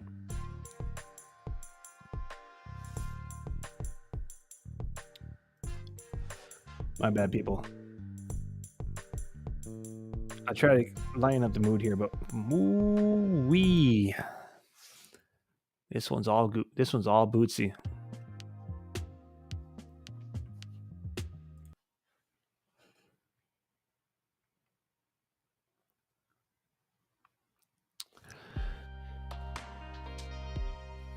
Come on, Eklund. Let's go, Swaggy Eklund. Oh! Woo! We got a shot on goal, baby! And we got a fight! Was it blocked? Was that a real shot on goal? I don't know. But Burrows, baby. Yeah, it was a shot on goal and a fight! Yes! Some life! Sharks for life! I don't know if y'all remember that one after we lost the Stanley Cup. But man, finally! Wake up! We got a shot on goal. Kyle Burrows then drops the gloves. Thank goodness. Give us something. Anything. Some pride, baby. Let's freaking go.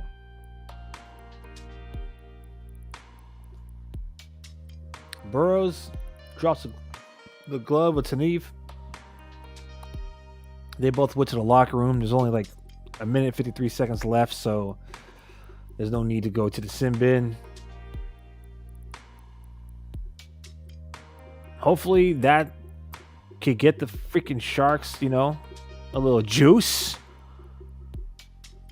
And hopefully, they go out there and start putting some more. We'll start with the first. We'll first start off with the basics, right? Well, first things first. Let's get some shots on goal. Let's have some more control of the puck, some more puck possession, some more shots on goal. And let's see if we could actually freaking beat this goaltender who, up until tonight, was allowing 3.98 goals against average in the last 3 games. So the fact that he has a shutout right now is just grinding my gears.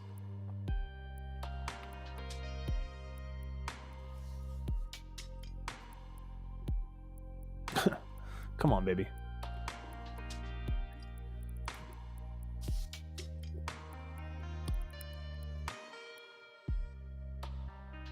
All right. Sharks are trying. At least, the passing isn't on point, but at least we're getting out of zone and we have some stretch passes and we're trying to break out. So that's a plus. It looks like the fight kind of, put a little jolt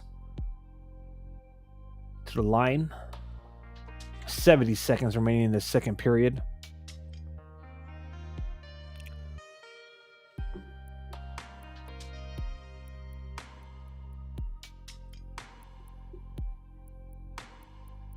Just want to say right now, thank you to everybody who's been watching along. This is a tough game. To quote Van Wilder, nobody wants to celebrate an L.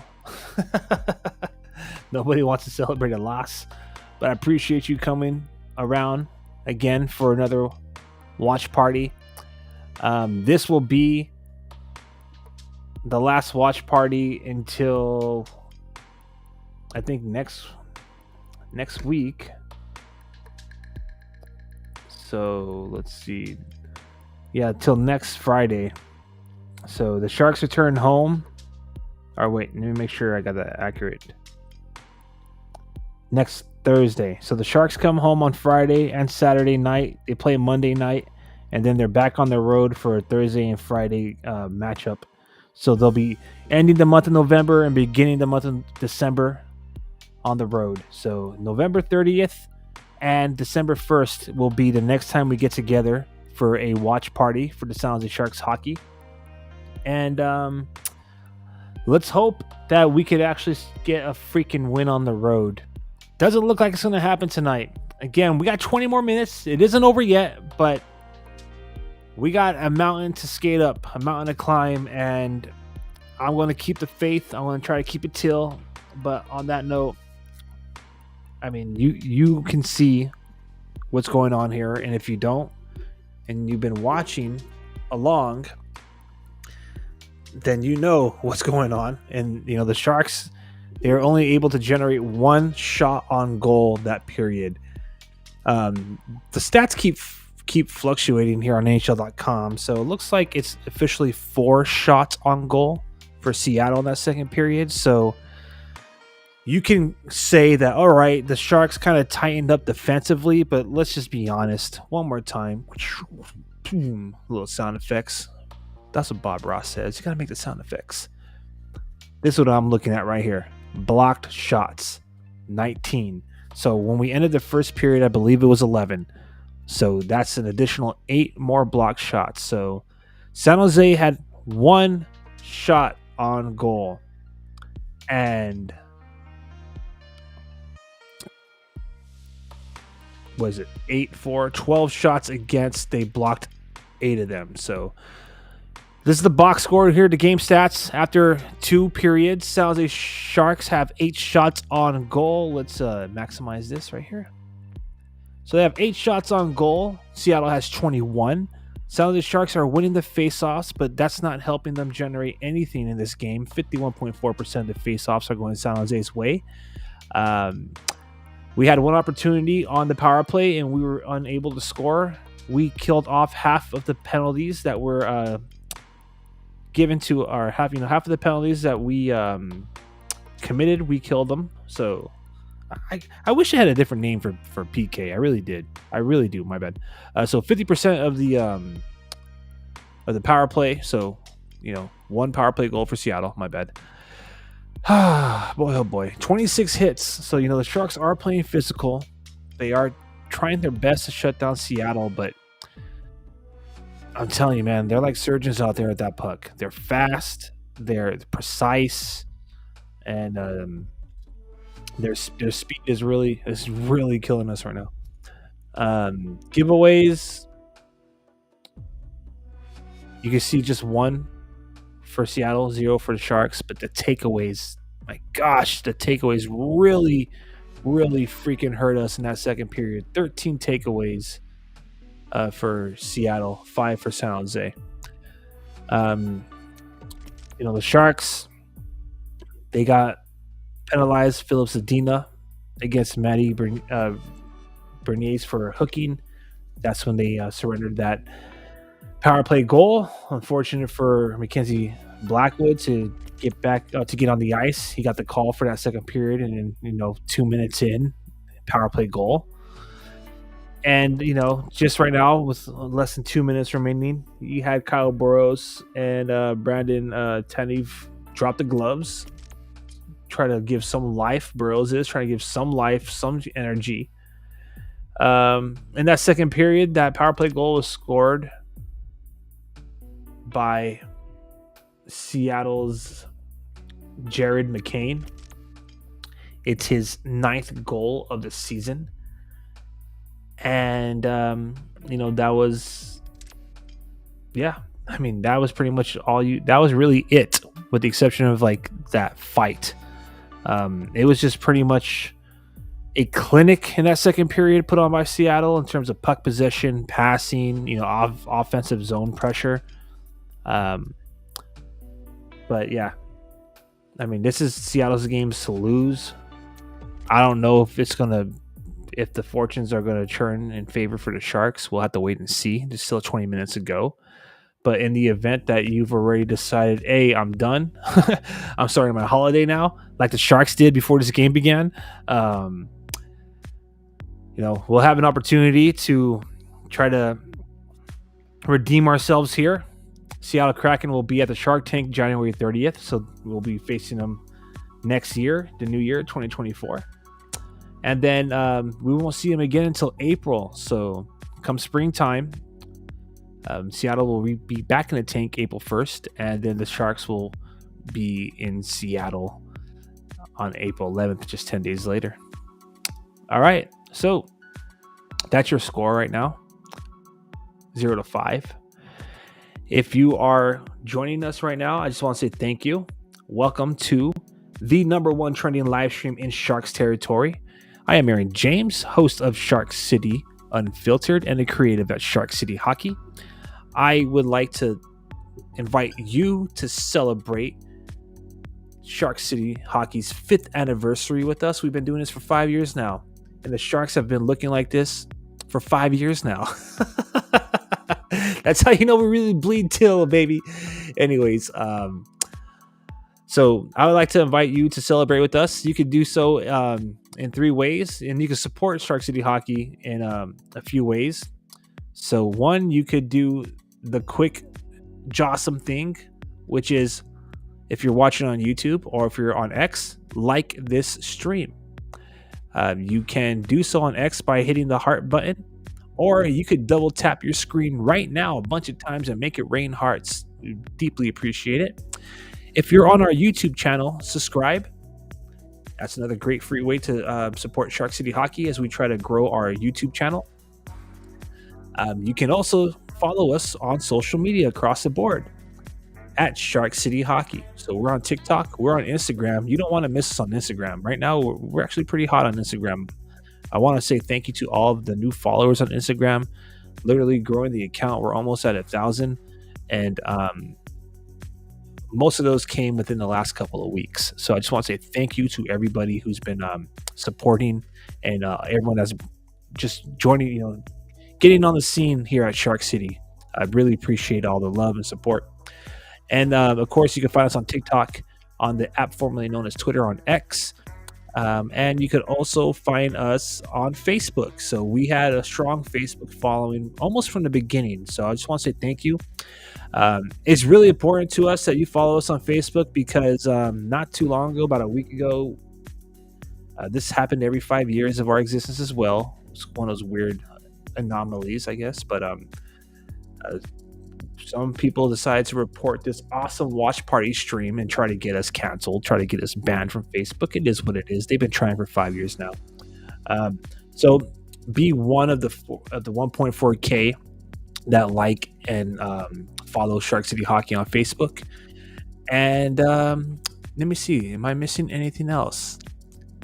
Well, yeah, those are all of our social media channels at Shark City Hockey. Another awesome way to support us is to rate the audio version of our flagship show Unfiltered, which can be found on Spotify. Please give us about a 4 or 5 star rating. That'll be awesome. And then last but not least, you can check us out at Shark City Hockey, where we just dropped a new line of merch. So add our drip to your latest fit. You can check out some novelty tees at sharkcityhockey.com. And we also got beanie, so you can find all of your Shark City Hockey swag, I guess is the best way to say it, on our webpage at sharkcityhockey.com. So thank you to everybody for all your support over the years. Look forward to continue to do this for years to come, and hopefully within the next couple of seasons we'll be cheering on a Sharks team into the Stanley Cup playoffs. I'm not giving up on these guys yet. It's obviously a work in progress. It really is. My whole thing is I'm getting a little tired of the formula here. Okay, so the formula has seemed to be, even before Quinn arrived, even before Mike Greer arrived, it has seemed to be, let's trade the vets, which is understandable. Let's dress some of our prospects only enough for 10 or less games, and then let's send them right back down to the CUDA. And maybe we'll dress some other prospects, and if they look too good, too hot to make the team too competitive, we'll send them right back down. That's getting a little tiresome. I get it. There's a lot of people out there that are thinking we should be playing for draft position and whatnot. But again, I'm a firm believer that the Sharks have what they need to win now. It's just a question of when will they utilize that talent. So I digress. Let's focus on this game. The San Jose Sharks are going to probably, it seems like they're going to drop to 3-15-1 on the season. And it looks like the Kraken are going to improve to 8-5 again. Still got plenty of hockey left, but right now it looks like it's trending in that direction. Which means that, San Jose Sharks will now be 0-9 on the road, if I'm not mistaken. They're 0-8 so far, so yeah, 0-9 this season on the road. Also means that the Kraken will improve to 4-5-1 at home. So like I said, I was really hoping that the Sharks would be competitive in this game because the Kraken aren't really doing that hot as well. Yeah, they are 4th in the Pacific and we're 8th in the Pacific, but their last 10 games, they're 4-3-3. The Sharks are 3-7.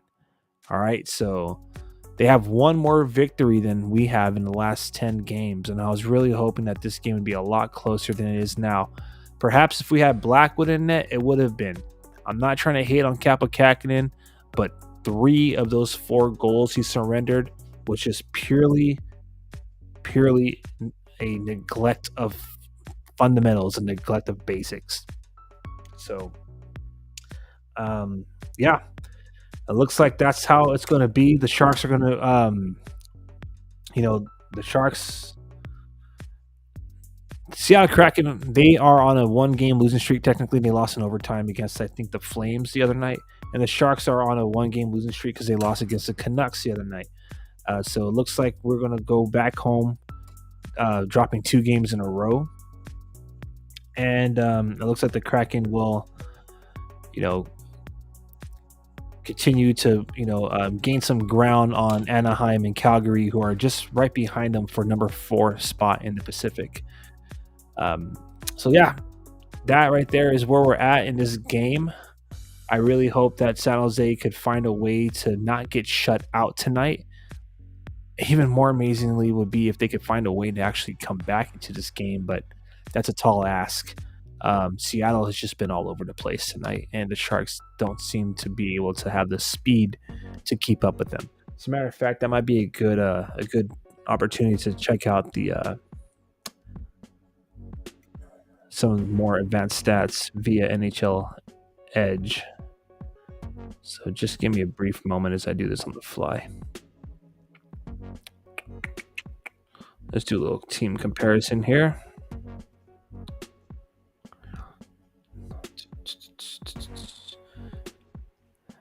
Here's a good time to subscribe and all that jazz. Just pardon me. I just want to see this comparison here for Seattle and San Jose.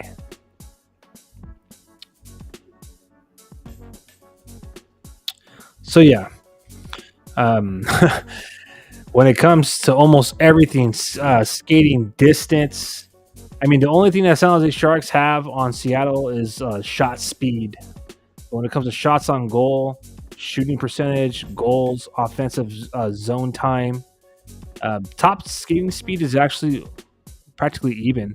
So I'm surprised that, they're actually looking way faster than we are. But that was probably because when it comes to speed bursts over 20 miles per hour, they are well above the San Jose Sharks, and skating distance as well. So let's talk about that. Max skating speed miles per hour for San Jose is 23.19. For Seattle Kraken is 23.22. It's amazing what that 0.03 percentage differential is, right? Skating distance now, average 60. Our average per 60 is 7.68 for Seattle, 7.48 for San Jose. Top speed for shots, that's we don't got the shots on goal, but we can shoot it faster than them. 100 point, I think I shared this the last game, 100.11 miles per hour, where Seattle is 96.41. And I mean, when you look at the shots that surrendered by Capo Kakinen, that first one was literally awarded as a poke. Not even a shot, but a poke. Because he didn't have his stick on the ground or the ice for the 5-hole.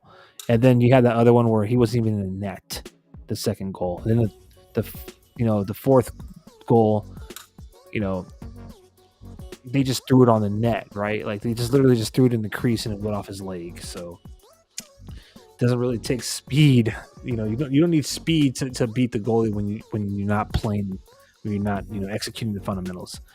Zone time, I mean, that is apparent. Offensively, 41.5% for Seattle. This is not this game. This is just in general. This is prior to the game, like all season long, the average. 36.2% of offensive zone time for San Jose to Seattle's 41.5%. Neutral zone time is practically even, 17%, some change. Defensive zone time for San Jose, 46.5% of their game is in the defensive zone. For Seattle, it's 40.8%. So, as we mentioned before, the goals against average, Seattle's 31, San Jose Sharks is 32, ranked in the league. So I think a lot of us thought that this game was going to be a lot closer than what it is now. But, it is what it is. The San Jose Sharks are looking to score one goal and not get shut out. And then maybe we could build upon that. We'll see what happens. So the second period is about to begin in about 2 minutes.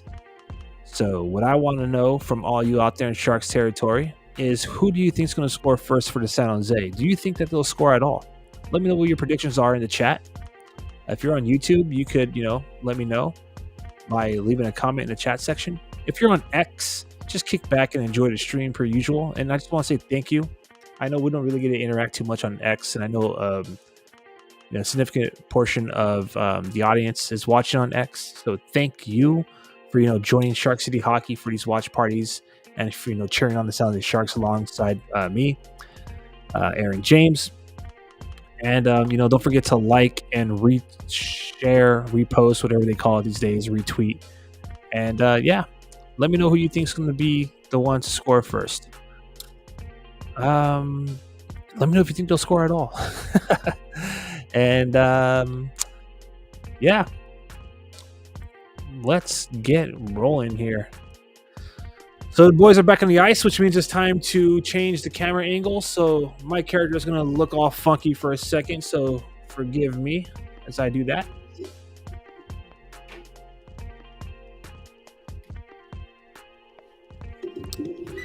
I'll do my best to have a more festive period. I know that second period I was just all till tears, you know what I mean? It was a frustrating period for all of us. It was a frustrating first period especially as well. But we're here together. We're till together. And I'll be right at the tank cheering on these guys Friday afternoon at 12:30 as they take on the Montreal Canadiens. So again, it's just 4 busy nights for the Sharks, or 4 busy days. Tonight against the Kraken, tomorrow's Thanksgiving holiday, Friday afternoon 12:30 matinee game against the Montreal Canadiens, and then Saturday night against the Vancouver Canucks to finish off the third game of the month against the Canucks before they have a game on Monday night as well. So from now until Saturday night, it's going to be busy. If you really want to extend it, we could say the next week is going to be pretty busy. And then the Sharks also have another back-to-back Thursday and Friday of next week. So schedule isn't going to do us any favors, and let's just hope that we can get out of this funk, because if this continues, the Sharks might find themselves in a hole really fast by the end of next weekend. So until then, 20 more minutes. Let's see what the Sharks have. Let's see what they're going to bring. I would love to see freaking a comeback. Oh my gosh, I would love to see a comeback tonight. I know that's asking for a lot, but I would love to see a comeback.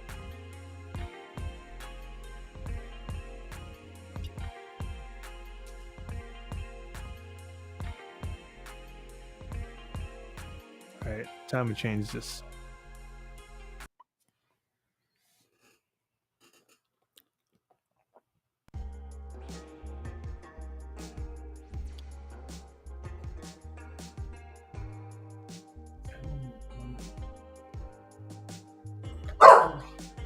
Oh, there's SJ Barkey. Sebastian James is getting upset too. It's all right. It's all right, Sebastian. The Sharks are just on holiday already.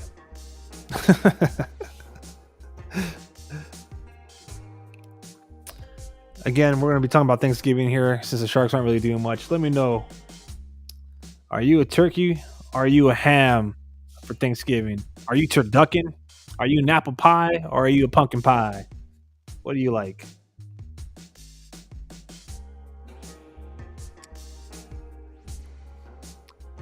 Tell you what I like. I like them beans, greens, potatoes, tomatoes, lamb, rams, hogs, moss, beans, greens, potatoes, tomatoes, chicken, turkey, rabbit, you name it. I'm ready for the holiday too, maybe. Let's go. Let's get a goal, please. There's one thing to lose in this fashion, it's another to get shut out. So type shutout in the comment section as many times as possible so we could get we could jinx Joey Decord here. 8 shots on goal. Come on, man. Let's go, boys.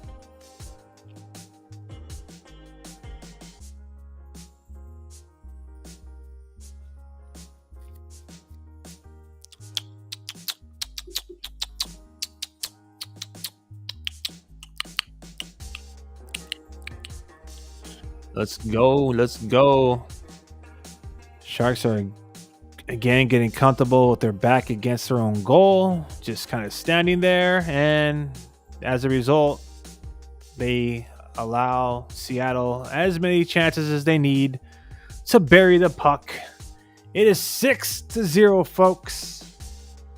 You know, those first 2 games where they went back to back and allowed 10 goals, I had the luxury of not being live because I was in the house at the arena. But now you get to hear my live reaction to them just piling on the goals. Oh, man. Oh, Bootsy. I think everyone has decided to call it a night. But we'll be here till the end. All I'll say is thank goodness that I'm doing this live because I can't even imagine trying to do it after. This is insane. I feel for Mark Smith and Brody Brazil on NBC. They have to do a post-game show. Wow. Good luck. Try to stretch a post-game show out of this, guys. But I raise my glass to you because if you could get 20 minutes out of this, 30 minutes, however long the post-game shows are, then you know what I'm saying? Bravo Zulu.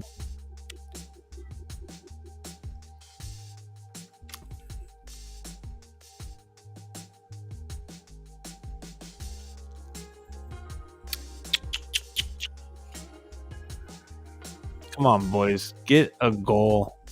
Get a goal. Oh, gosh. Hurdle's down. Hurdle is down.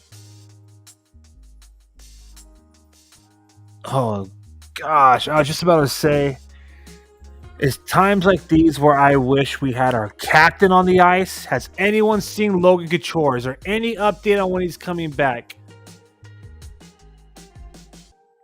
And as I was thinking of saying that, Tomas Hertl goes into the boards and is slow to get up.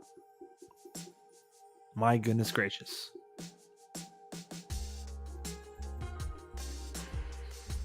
Oh gosh, he's shaken up pretty bad.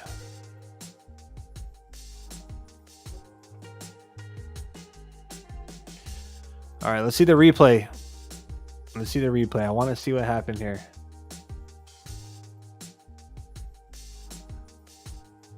Ah, man. That looked nasty.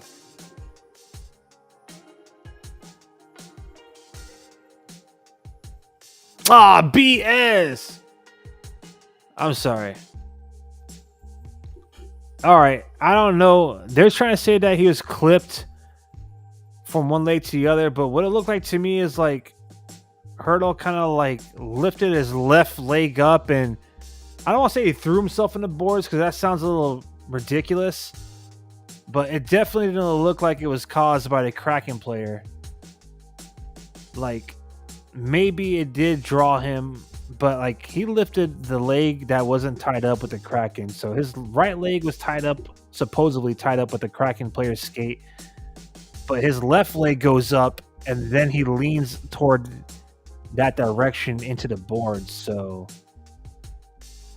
don't WWE me, damn it. That's the last thing I need to see because Kevin LeBanc is out after he was, slew foot. But I'll be honest with you, that like slew foot, whatever that happened the other night, like Kevin LeBanc seemed to catch himself and land on the ice, and I even called it live. But he looked like he was, playing to the refs, trying to draw that penalty, which he did. So he did a good job, right? But did it seem like upper body injury? I mean, it's easy for me to say this, right? I'm not lacing it up. I'm not on the ice. But bottom line is like, it didn't look like it was that severe to be missing this game. Neither did that contact with Hurdle. So what am I saying? If Tomas Hurdle isn't in the lineup for the rest of this game or on Friday, I'm going to be calling super sus because a lot of these vets are no shows, but they're definitely, oh my gosh, they better not be playing. I don't want to sound ridiculous, but they better not be freaking playing the, they better not be finessing that IR. But Hurdle looks like he's going to stay in there. We need our leadership, man. All right, there we go. Let's see. Cleaner look. Okay, I see it now. I take it back. My apologies. So yeah, Benier's toe kind of drags Tomas Hurdle's leg in a different direction, so I stand corrected. But Tomas Hurdle's a competitor. He's strong, and it looks like he's going to finish off his shift. But I was about to say, please, no sus calls, man. No sus injuries, because I'm sorry I'm saying this, but where is our captain? That's where this all derives from. Where is our captain? Injured before training camp with no, like out indefinitely, no indication when he's coming back. I know I sound a little out there, a little outlandish. My teal colored tinfoil hat, pardon me, but seriously though, we do not need to lose any more vets, and I'm tired of these, sus injuries, man. But I'll just be quiet now. This is just me being a little frustrated from the results tonight, so pardon me. I'm just venting. I'm saying some dumb sports fan stuff. My bad. Sounded like a disgruntled guy at the bar. These players, but my bad. Just can't believe what I'm watching here, baby. Come on. We're supposed to be sending off to the holidays on a high, not on a low. Come on, baby. Oh, well. I'm too invested. I'm too invested now, fans. That's what it is. Literally. I'll be at the tank Friday and Saturday. So Fridays, let's look into the future now, because this game's practically over. All right, we got 13 minutes. It's 6-0. Friday afternoon, if I'm not mistaken, it's going to be Dan Ruzanowski night. They're going to be handing out rally towels. Let me just double check that. All right. But nonetheless, regardless, this Friday and Saturday, the Sharks are back home. So show up to the tank. Most of y'all should have the holiday off, which means great opportunity. Your kids are not in school. Everyone has the holiday break. So it'll be a great opportunity to show up, get loud for our guys. Enjoy, a nice Friday afternoon and Saturday night in downtown San Jose at the Shark Tank. They're going to be celebrating SJS. Is it SJ Sharks or SJS Gaming? SJ Sharks Gaming night and Dan Ruzanowski night. So they'll be doing a rally towel. I never went to a SJ Sharks Gaming night. I've seen some videos that were posted. It showed people playing Guitar Hero and some other games. That looks pretty lit. That looks pretty dope. I'm down for it. I'm a gamer. I play Chell and all that. But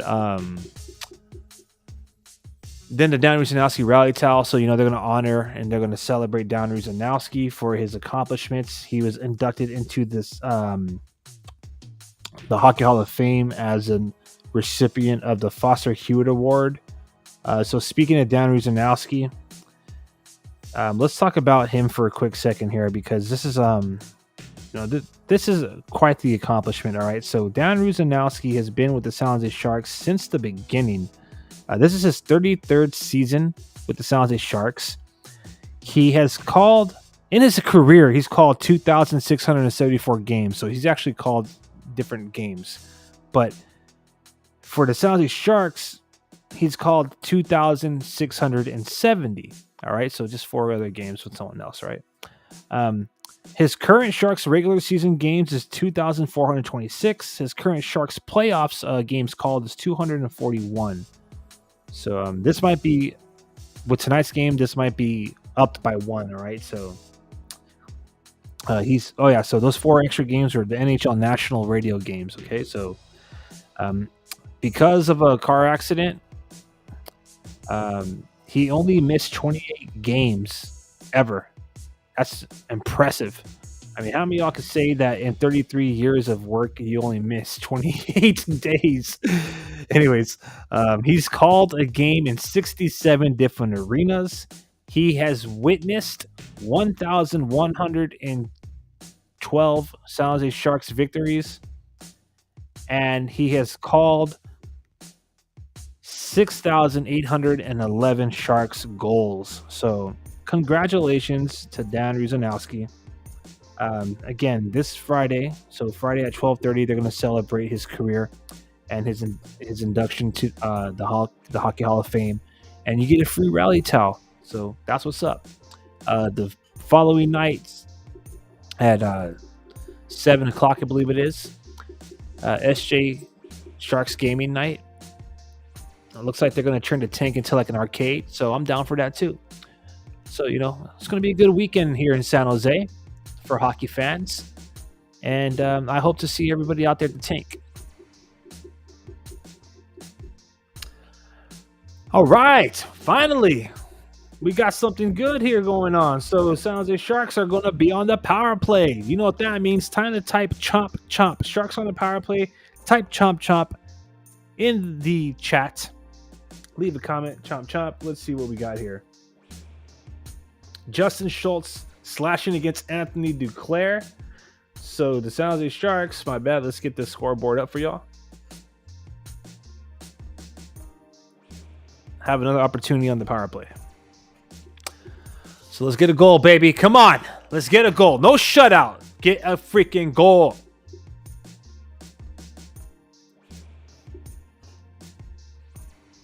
All right.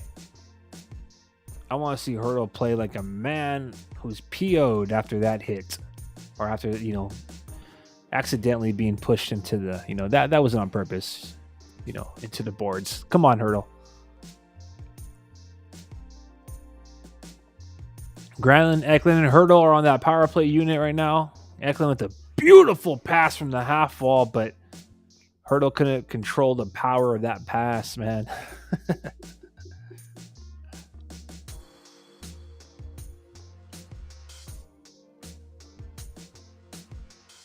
Oh my gosh. Whew, Hoffman turns it over in the zone. We have 1 minute left in the power play. Time has stopped. So I think we're going to have a face-off in Seattle zone. Yes, we are.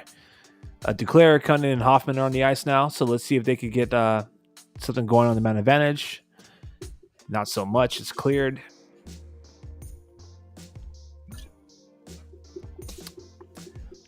I might start doing play-by-play just because there wasn't much to celebrate and talk about. I mean, there's plenty to talk about, but not for not in favor of Sharks fans. That's for sure. For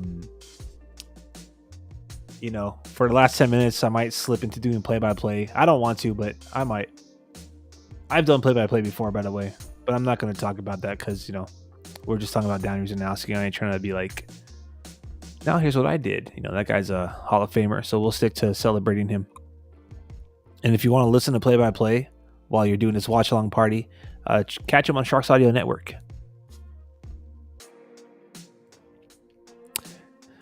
Halfway through this third period, 10 minutes ago, the Sharks did not do anything on that power play. Just a lot of turnovers. And, we just got 10 more minutes of this, Sharks fans, before we could officially begin our holiday.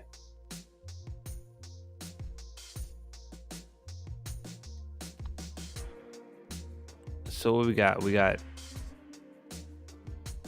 Emberson is on the wing with Eklund and Zetterlund. Did he mean Zetterlund? Okay, so Hurdle, Zetterlund, and Eklund are back on the ice. Mario Ferraro as well. Mario Ferraro driving it from deep. Nice. I like what I seen there. He took the puck from the crease and tried to put it on net. So he went from end to end, almost 200 whole feet. But that puck deflects out of play. So TV timeout. Let's change up the music one more time here, huh?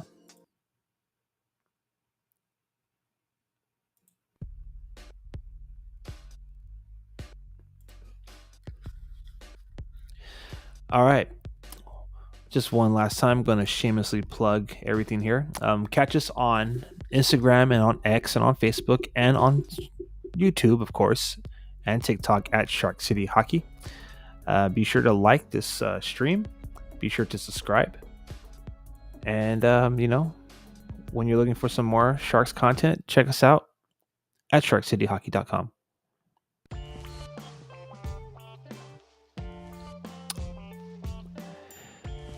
Well, sounds like Sharks are trailing this one 6-0. We have less than 10 minutes to go.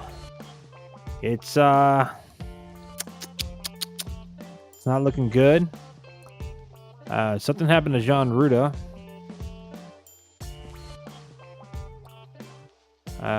Don't know what happened to him, but I am getting word that he's not coming back. So I have to keep an eye on that.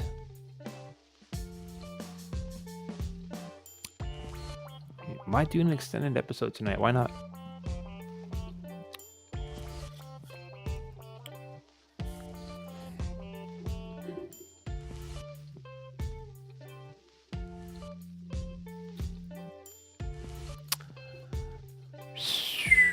I cannot believe that Joey Daccord is shutting out the freaking San Jose Sharks right now. It is what it is, but I don't believe this. I mean, I guess when you only have 9 shots on goal, it's not that hard, but this guy, again, I'm going to say this one more time for those in the back. He literally was allowing like 4 goals against average for the last 3 games. He's 0, 1, and 2. So the fact that we can't find a way to score on this guy is insane.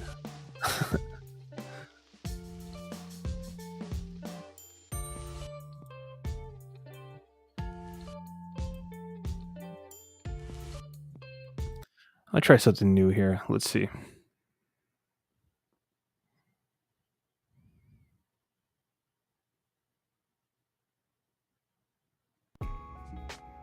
There we go.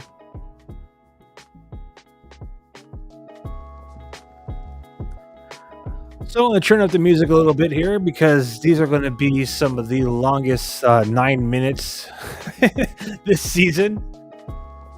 Probably not as long as those minutes that we were playing in the third against Pittsburgh and Vancouver at the tank a few weeks ago. But, I mean, close enough.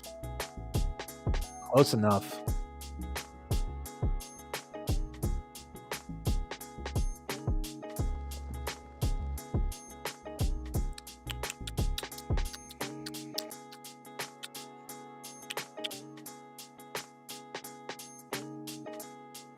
Okay, so he just didn't come back. My bad. All right, so Jean Ruda, I don't know if you all recall, we're talking about this. I think this is put down. I'm already meshing the periods because this game just seemed like it's been going on forever now. But he took a hit. We were talking about this. How there's a sports science show, like a science channel. I forgot what it was. This show was like a long time ago, like way back when Versus used to be around. That's how long ago, like before that. But they're testing the physics of sports impacts. Like they're measuring like what's the hardest hit in sports essentially. Was it like a boxing blow? Was it I don't know if they did boxing, but I know they did sumo. Like when the sumos they face off and they hit each other. And then they did football tackles, and of course they did hockey checks. Specifically hockey checks off the glass, and those hits are literally the hardest hits in hockey because it's like you get hit twice. So if you get checked into the glass, the plexiglass, you first take that hit, right? But all that energy is transferred off of your body into the boards or the plexiglass, whatever they call it now. And that thing literally redirects energy right back into you. So it's like getting smacked twice.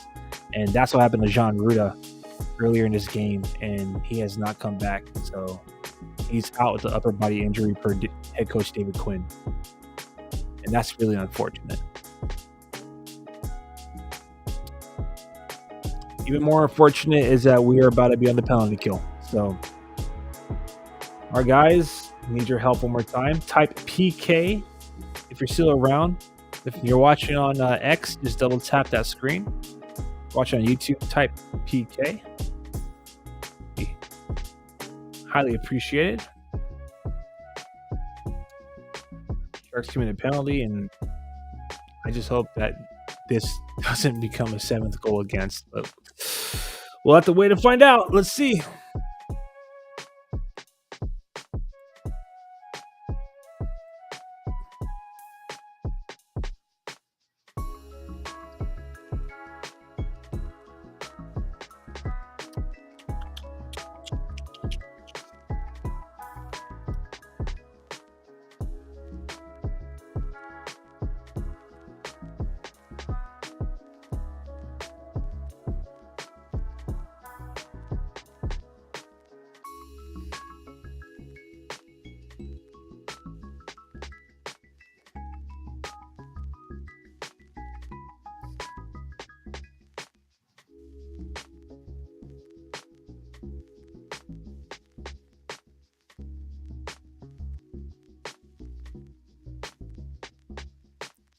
My bad for the silence. I'm just resharing this stream out there to the social media,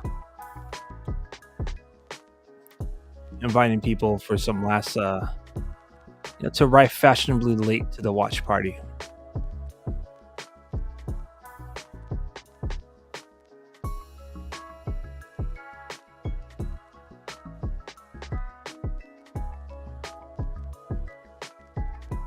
This is all booty. This is all bootsy. All bootsy. Come on, baby.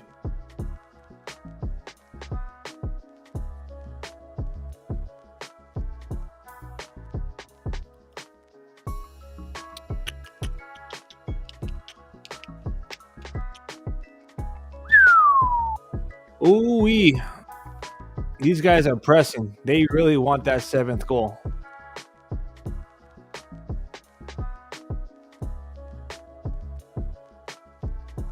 We have 5 minutes and 55 seconds remaining. Hurdle's trying to do something. Nice. Better. Oh, man. Almost, baby.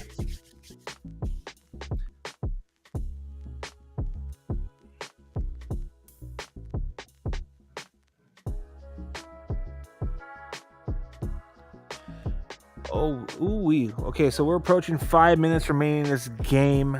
I think most of you are probably checking out, starting your holiday. You're like, this one is over, but it's all good. We're still here for those of you who want to talk some more Sharks hockey, maybe vent. I wouldn't blame you if you don't want to talk about anything at this point, because I mean these Sharks are they are definitely letting us down before the holiday season. It is what it is. If you're just joining us right now, welcome to the stream. This game I don't want to really throw this on any one person. The Sharks were just flat tonight. The speed, the precision passing from Seattle is definitely like too much to handle for the Sharks. But I mean, they dropped early and often in this game. I'm not trying to put. Woo! Finally, baby, my bad. Woo! Yeah! End that shutout. End that shutout, baby. Yeah!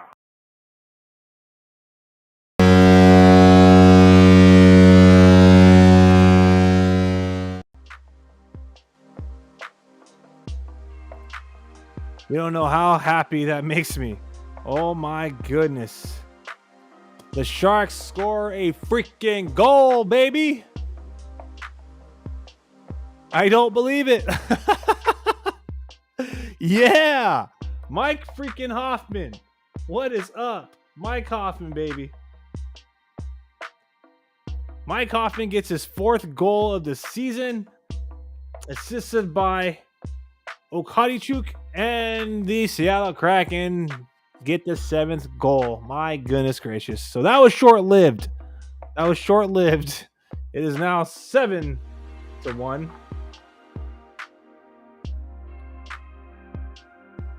So as I was saying before, if you're joining us late, you can't really blame all this on the Sharks. I mean, yes, offensively, virtually zero offense, right?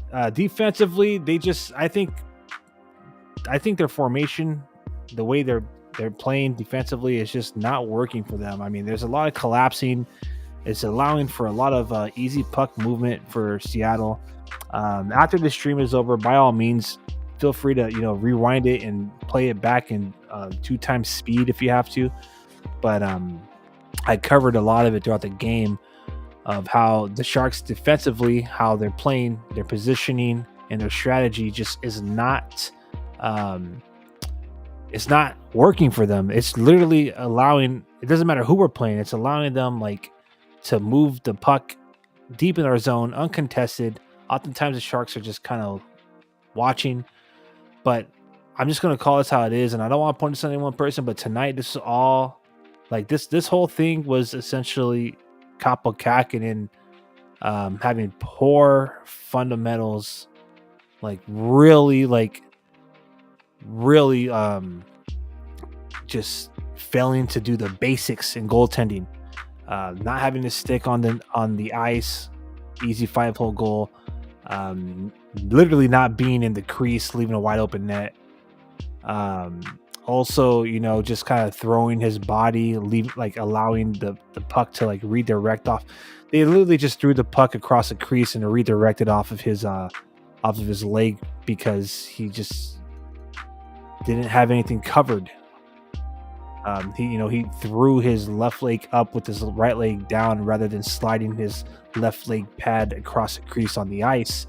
So what happens is that puck, if he didn't touch the puck, it goes across the crease. But because he didn't have his left leg pad down, it gets under his leg and then just reflects off his right leg, which was down the ice. So a lot of poor fundamentals. And then, I could go on, but bottom line is, there's a reason why Blackwood was put in the net in the second period and has been in there since, but he has also surrendered 3 goals.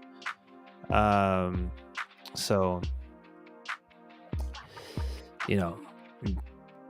at some point you got to say, okay, you have the goaltending issues, but then you have the defensive issues and virtually zero offense. So, you can't generate offense if you can't control the puck.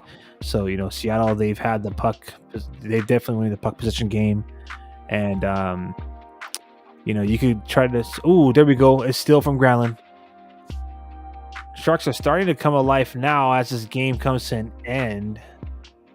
But bottom line is, you can't generate offense if you don't have control of the puck, if you don't have possession, and then also,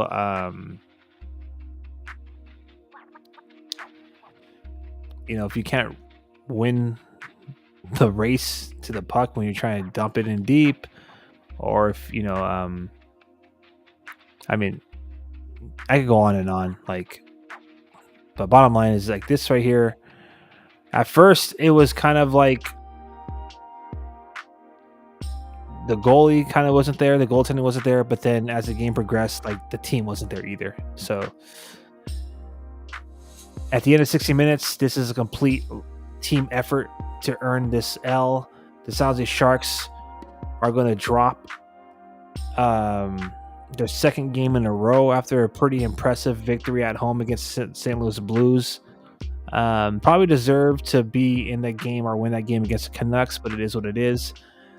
We're talking about here and now as there's only a minute left. The Sharks have played, this is their 8th game all time against the Seattle Kraken. They only have 2 victories. This is their 4th game they've ever played in Seattle at Climate Pledge Arena. They have not won a game here, and the trend will continue. They have not won a game on the road this season, and this losing streak, so this is going to be their 9th victory, or I believe 9th loss on the road. And this trend has been continuing since last season, so this will be now their 12th loss in a row. And in those 12 losses on the road dating back to last season, they only have 11 goals scored. So, yeah. I just beg the question, at what point do we start interjecting some of these prospects? I mean, Bordeleau has 6 points in 6 games. Daniel Gushin obviously provided some extra oomph to the lineup in those 2 games he was here in San Jose or at the tank with the main roster.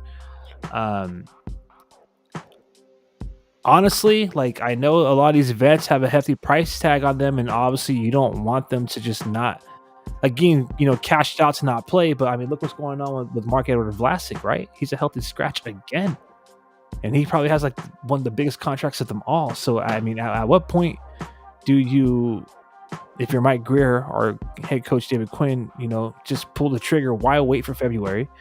Try to, maybe make some moves now and use some of these, young guys who are on the CUDA, just plug and play them now. I mean,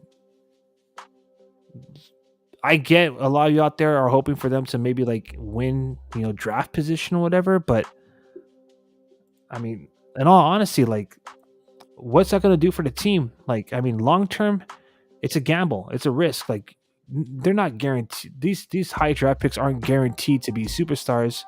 I mean, don't get me wrong. The analytics and everything can support it. But the point I'm trying to get at, though, is like, there's no guarantees in that. And then with the way, we've been utilizing our young prospects, the trend is, it might be 3-4 seasons before we actually see some of these draft picks be plugged in from next season, right? Next draft class. That's what I'm trying to get at. So what am I trying to say with all this?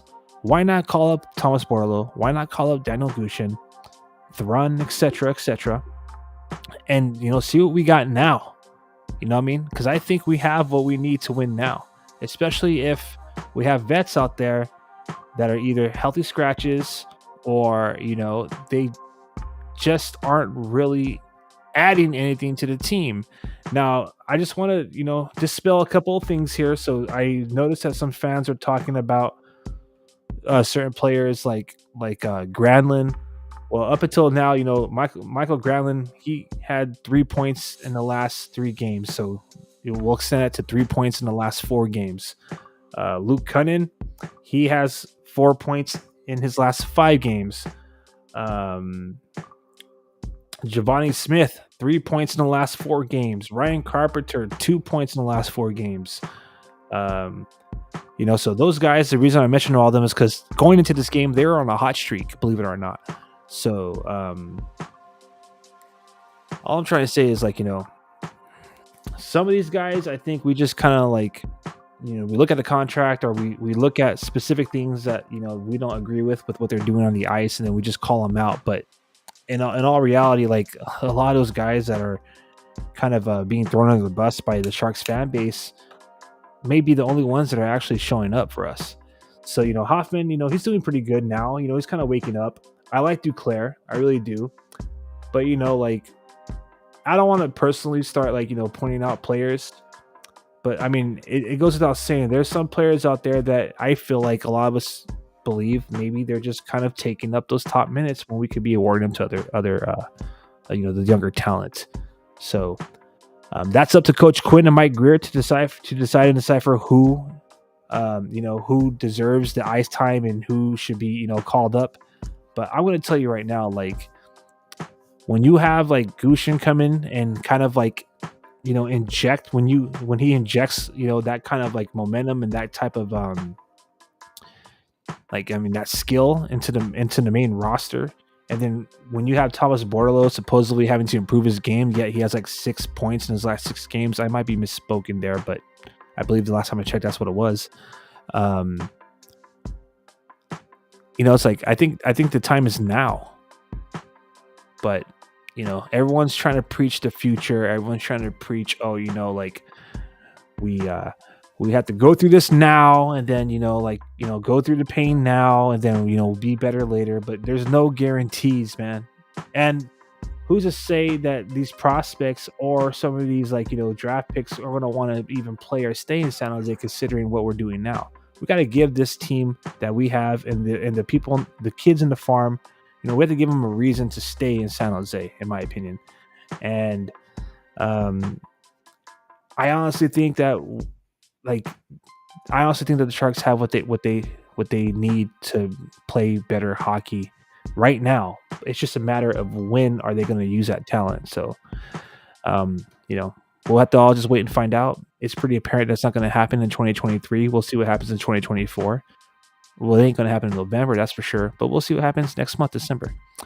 Some more questions that need answers. Where is our captain? Where is Logan Couture?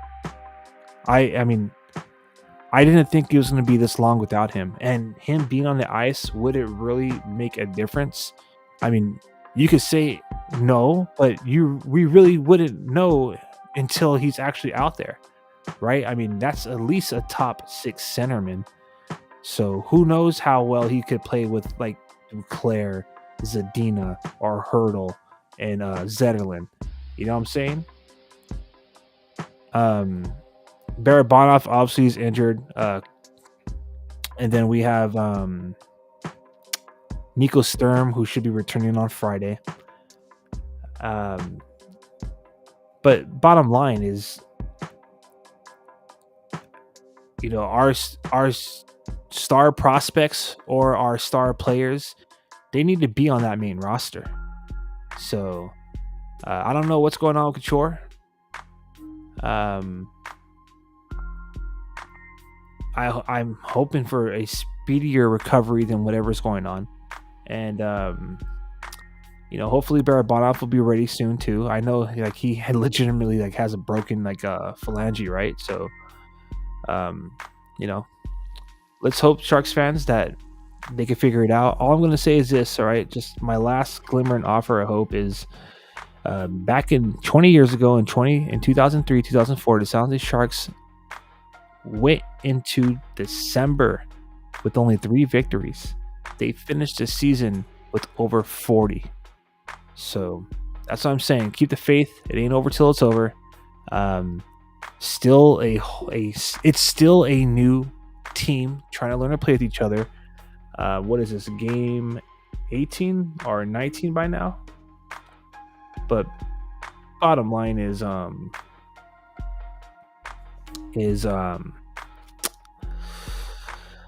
the season isn't over, and once we have a full healthy roster, then we could truly assess the type of team that we have.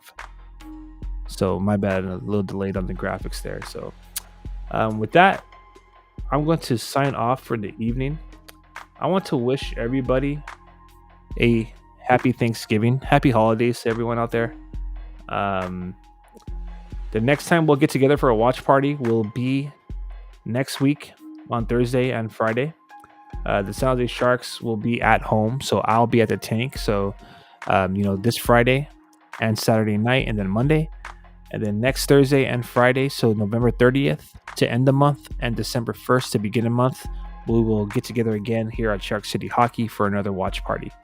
So with that being said, I just want to thank everybody who tried their best to stay along the entire game. I had a lot of people at the beginning, but I don't blame you. It's the holidays, and when the Sharks were getting smashed on the way they were, you probably went off to get your meal prepared for tomorrow. So I want to wish everybody a happy Thanksgiving one more time. Have a great rest of your night. Enjoy your holiday weekend. And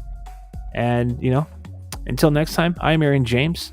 This has been Shark City Hockey's live watch party. And despite the losses, we are still the number one live stream in Sharks territory. You can check out all of our watch parties on our YouTube channel at Shark City Hockey. And you can check out every episode of Shark City Unfiltered, our flagship show, at sharkcityhockey.com. Until we get together for a watch party next time, I'm signing off. You'll probably hear from me sometime this weekend to talk about, react, and recap the games from the tank. So until then, let's go Sharks.